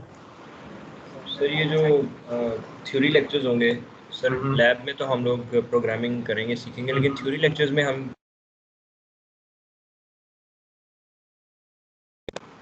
ये कोर्स वर्क हमारा बुक में से होगा या कोई मुझे कर रहा है, क्या हो रहा है? आप क्या आवाज आ रही? जी सर गलती से शायद मुझे म्यूट कर देता। ठीक है, हाँ जी। असल में इसकी थ्योरी और लैब का भी ये भी अच्छा क्वेश्चन है कि यहाँ की जो थ्योरी और लैब है ना, वो कोई जैसे जनरली आपके पास होता है थ्योरी में आप प्रैक्टिकल चीज पढ़ें, कोई भी एग्जांपल ले लें, इलेक्ट्रिक सर्किट पीडीसी, आप थ्योरी पढ़ें, लैब में एक्सपेरिमेंट परफॉर्म करें, इसकी चीजें जरा डिफरेंट है। तो वहाँ पे जो है ना, क्या है कि आपकी दोनों चीजें टोटली कनेक्टेड है कि आप जो है थ्योरी में जो चीज पढ़ रहे हैं वही लैब में उससे उसी का कनेक्शन बना। अब होता कैसे जनरली मैं कैसे फॉलो करता हूँ कि आप एक वीक में 2 लैब सेशंस हैं, उसमें से जो चीज हुई नहीं या कोई एक एक्स्ट्रा चीज है वो मैं थ्योरी में उसी कंटिन्यूएशन में चल कर देता हूँ। तो मतलब कि उसका टोटली एक ही चीज है, आप समझ लें। वैसे करने के लिहाज से एक ही चीज है लैब थ्योरी, लेकिन लैब में वो प्रोग्राम्स आ रहे होंगे, थ्योरी में मैं ज्यादा कर रहा हूँ और ज्यादा बता रहा हूँ, लेकिन कोई ऐसा डिफरेंस नहीं होगा। जी और कोई क्वेश्चन? स्लाइड्स इधर शेयर कर दिए फिर। हाँ, ये स्लाइड्स भी शेयर हो जाएंगी, ये वीडियो ये भी शेयर हो जाएगा, तो वो तो कोई मसला नहीं, वो उसके अलावा कोई बात मैं वो गूगल क्लासरूम पे करूँगा। सर अभी आपने कहा कि ये जो कंपाइलर और इंटरप्रेटर ये हमारी काम की चीज़ नहीं है, बेसिकली ये एक लैंग्वेज डेवलपर्स का काम है। तो ये लैंग्वेज डेवलपिंग, ये बेसिकली एक लैंग्वेज डेवलप कैसे होती है? ठीक है, ये लैंग्वेज देखें, लैंग्वेज डेवलप ऐसी होती है जैसे आप समझ लें कि आपने एक नई जुबान निकाल ली है कंप्यूटर को यानी बताने के लिए, बस एक नई चीज है। बिल्कुल, वो जो बैक एंड पे जो मैंने बताया कि वो आपने इंटरप्रेटर डिजाइन किया या कंपाइलर ही डिजाइन किया, बेसिकली जो आपके उस लैंग्वेज को खुद ही आपने उसका ट्रांसलेटर डिजाइन किया कि मैं इस तरह की कमांड दूंगा, वो उसको इस तरीके से बाइनरी में कन्वर्ट करेगा। अब ज़ाहिर है ऑफ कोर्स कहना आसान है, लेकिन वो बाइनरी में भी अब पाइथन की जो टॉप पे आने की एक रीजन सबसे बड़ी जो मैं समझ पाया हूँ कि एक तो ये इजी टू कोड है और ये फास्ट भी है, और इसके अंदर ये चीजें ध्यान इसी चीजों से इन्हीं चीजों को मतलब कि क्या कहते हैं कि फोकस किया गया है कि वो चीजें एफिशिएंटली कैसे हो सकती हैं। अब एक काम अब देखें कि हम कोडिंग में भी देखेंगे, एक काम आप कोडिंग में करते हुए भी, प्रोग्राम करते हुए भी एक काम आप एफिशिएंटली कर सकते हैं और एक आप इनएफिशिएंटली कर सकते हैं। ठीक है, तो वो चीजें हैंडल हुई हैं इसमें तरीके से। अदरवाइज कोई किसी को पाइथन मतलब ये करीबन 90s लेट 90s में डेवलप होना शुरू हुई थी, तो और कोई किसी को पाइथन में क्या इंटरेस्ट है कि वो इतनी टॉप पे आना शुरू हो गई है। वजह ये है कि उसके सपोर्ट बेहतर है, उसके अंदर फीचर्स बेहतर है, और इस वजह से जो बड़ी बड़ी मेजर डोमेन्स है वो भी पाइथन पे शिफ्ट हो रही है। सर आईडीईज के बारे में बता देंगे सर कुछ? हाँ जी, आईडीईज मैंने बताया कि अगर आप कहते हैं तो मैं एक अभी जो मैंने कोड दिखाया था आपको, एक ब्लैक सी विंडो थी, वो आपको याद होगी। सॉरी सर, ब्लैक विंडो याद है जिसको कोड लिखा था क्वाड्रेटिक हुआ इनका? जी सर, हाँ देखा था जी सर। ठीक है, वो आईडी का था। दूसरा ये होता है, मैं आपको दिखाता हूँ, अभी आपको स्क्रीन नजर आ रही है ना, वो मैं आपको दिखाता हूँ।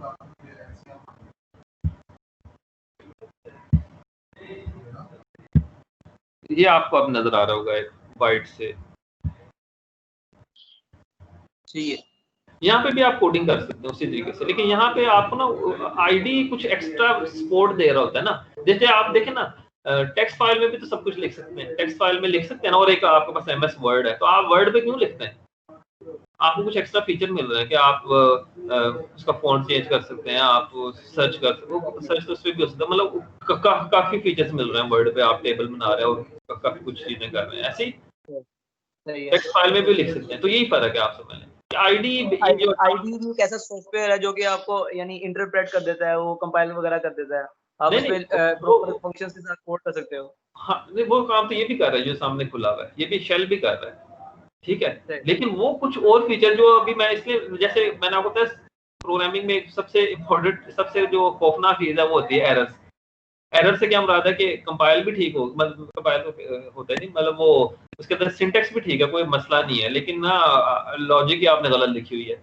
तो अब एरर को कैसे आइडेंटिफाई करना है, ठीक है। जैसे मैंने एक और एग्जांपल भी दी थी कि यहाँ पे मुझे लिखना पड़ता, तो ये देखें मैं लिख रहा हूँ आपको, मुझे ये प्रिंट लिखना पड़ेगा, ठीक है, पूरा अगर प्रिंट करना है तो आईडी में शायद इस तरह की सपोर्ट हो कि मैं पी लिखूं तो वो उसके कीवर्ड्स बता दे कि प्रिंट हो, मैं वहीं से सिलेक्ट कर लूँ पूरा RINT ना लिखूं। तो आईडी जस्ट तो एक कुछ एक्स्ट्रा फीचर्स सपोर्ट कर रहा होता है, जिसकी वजह से वही जैसे मैं बताया कि वर्ड हम इसलिए लिख रहे हैं कि उसके अंदर कहीं हमें सपोर्ट मिल रही है टेक्स्ट फाइल की निस्बत काफ़ी ज़्यादा, वो काफ़ी फ़र्क है। इसी तरीके से आईडी हमें उस तरह की सपोर्ट दे रहा है, और आईडी बहुत तरह के हैं। पाइथन बेस्ड, पाइथन के लिए पाइचार्म है, विजुअल स्टूडियो कोड है, और इसके अलावा सबलाइम टेक्स्ट है, काफ़ी कुछ होता है, इससे कोई फ़र्क नहीं पड़ता।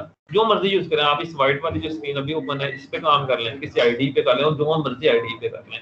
तो मैं विजुअल स्टूडियो कोड करता था, कई स्टूडेंट कहते हैं हमने पाइचार्म पे करना है, मैंने कहा करें पाइचार्म पे, उससे कोई फ़र्क नहीं पड़ेगा। एट द एंड जो आप कोड लिख रहे हैं वो मैटर करना है, वो आप नहीं सर, आपके ख्याल से कौन सा आईडी है पाइथन के लिए जो काफी सपोर्टिव है और इजी टू यूज भी है? मैं बता तो रहा हूँ पाइचार्म, वैसे आप देखें तो पाइचार्म है, लेकिन मैं personally visual studio code use करता हूँ क्योंकि मुझे वो लाइट वेट लगा, और इसके अलावा सबलाइम टेक्स्ट, ये 2-3 ऊपर टॉप के आ रहे होते हैं, आप गूगल पे सर्च करें और भी मिल जाएंगे। सर वो आपने नाम बताया, वो क्लियर नहीं सुनाई नहीं दिया सर। वो लिखा हुआ स्लाइड्स पे, पाइचार्म एक है, स्लाइड्स पे लिखा हुआ है मैंने। चलिए ठीक हो गया सर, स्लाइड पाइचार्म शेयर कर और विजुअल सोर्स पे मैं आपको बता रहा हूँ, उस पे मैं एक वीडियो बना दूंगा कि कैसे इंस्टॉल करना है। ओके सर, कोई मसला नहीं। जी जी, और कुछ?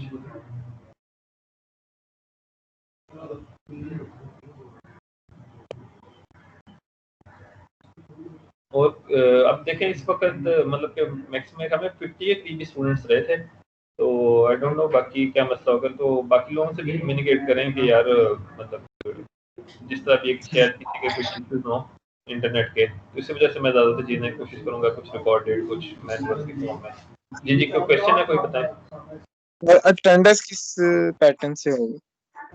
अटेंडेंस की देखे थे, जैसे यहाँ पे तो अभी आ रही है, मैं अटेंडेंस ले लेता हूँ सर अभी। कुछ रोल नंबर जिसका 30 है, वो भी उनका भी मैसेज आया, तो वो कह रहे हैं कि हम जरा नेट नहीं आ रहा घर पे, तो इसलिए वो नहीं क्लास ज्वाइन कर सके। हाँ, बस अब इस तरह के मसले को मैं कहना चाह रहा हूँ कि वो उसकी ये चीज़ें रहेंगी, तो उसमें अटेंडेंस का इतना परेशान होने की उस लिहाज से बात नहीं है। अगर कोई इस तरह का मसला हो रहा है कि अटेंडेंस के, मैंने आपको क्या बताया कि मेजरली आपने काम सीखना है, तो अटेंडेंस की भी मैं वहाँ 75% होनी चाहिए, और इस तरह के जो इश्यूज हैं छोटे छोटे वो रिजॉल्व कर लेंगे, मतलब कि इतना स्ट्रिक्ट नहीं होगा कि ये मसला हो गया तो इतने नंबर कट गए, तो उस तरह का परेशान होने की जरूरत नहीं है। Okay sir.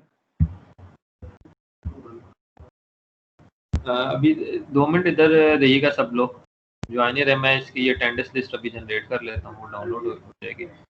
चलें, हो गई है, तो अब इसका किसी का क्वेश्चन है तो वो पूछना है, किसी का क्वेश्चन नहीं है तो वो लीव कर सकता है। सर नेक्स्ट टाइम सबको अटेंडेंस बना दीजिएगा। सबको अटेंडेंस बना दो? जी सर, अगर प्रेजेंटर सर 25 बार रिमूव हो गया हूँ मैं। राइट्स होते हैं एक दूसरे के रिमूव करते रहते हैं, इसलिए बेहतर है। सही है, रोल नंबर 51 41। अच्छा, वो मैंने बेसिकली मेरे ज़हन में ये था कि चलें कोई नहीं, मैं सबको हर तरह की एक्सेस दे देता हूँ कि किसी ने क्वेश्चन पूछना हो, लेकिन ठीक है, ऐसा कर लेंगे। और उसके अलावा भी मैंने बताया ना कि मैं करूँगा मैक्सिमम चीज़ें कोशिश करूँगा। वैसे ना टाइम नहीं मिला, पिछले कोर्स में मुझे टाइम बड़ा मिल गया था, मैंने कुछ रिकॉर्डिंग कर ली थी, तो अभी तक मैंने आपको रिकॉर्डिंग नहीं की, लेकिन इंशाल्लाह कोशिश करता हूँ कि कुछ रिकॉर्डिंग्स वगैरह करके ना, तो ताकि इस तरह के मसले कम हों। और सर ये देखिए अभी फिर रिमूव हो गया हूँ वापस। अच्छा, चलो कोई मसला नहीं, कर लेंगे वो चीज़, मसला अटेंडेंस लगा दीजिएगा। अटेंडेंस मैंने ठीक है। आपका क्या रोल नंबर 57 है? जी सर, हो जाएगी अटेंडेंस, हो जाएगी। अटेंडेंस को इतना वरी ना करें, अगर मतलब आप 75% नंबर होनी चाहिए, बाकी चीज़ें सीखें। ये सारी चीज़ें सेकेंडरी है मेरे लिए अभी, और आपके लिए भी मतलब कि इस कोर्स के लिए होनी चाहिए जनरली। जी, और कोई क्वेश्चन अगर किसका नहीं है तो आप लोग लीव करें, अगर किसी का क्वेश्चन है तो पूछें।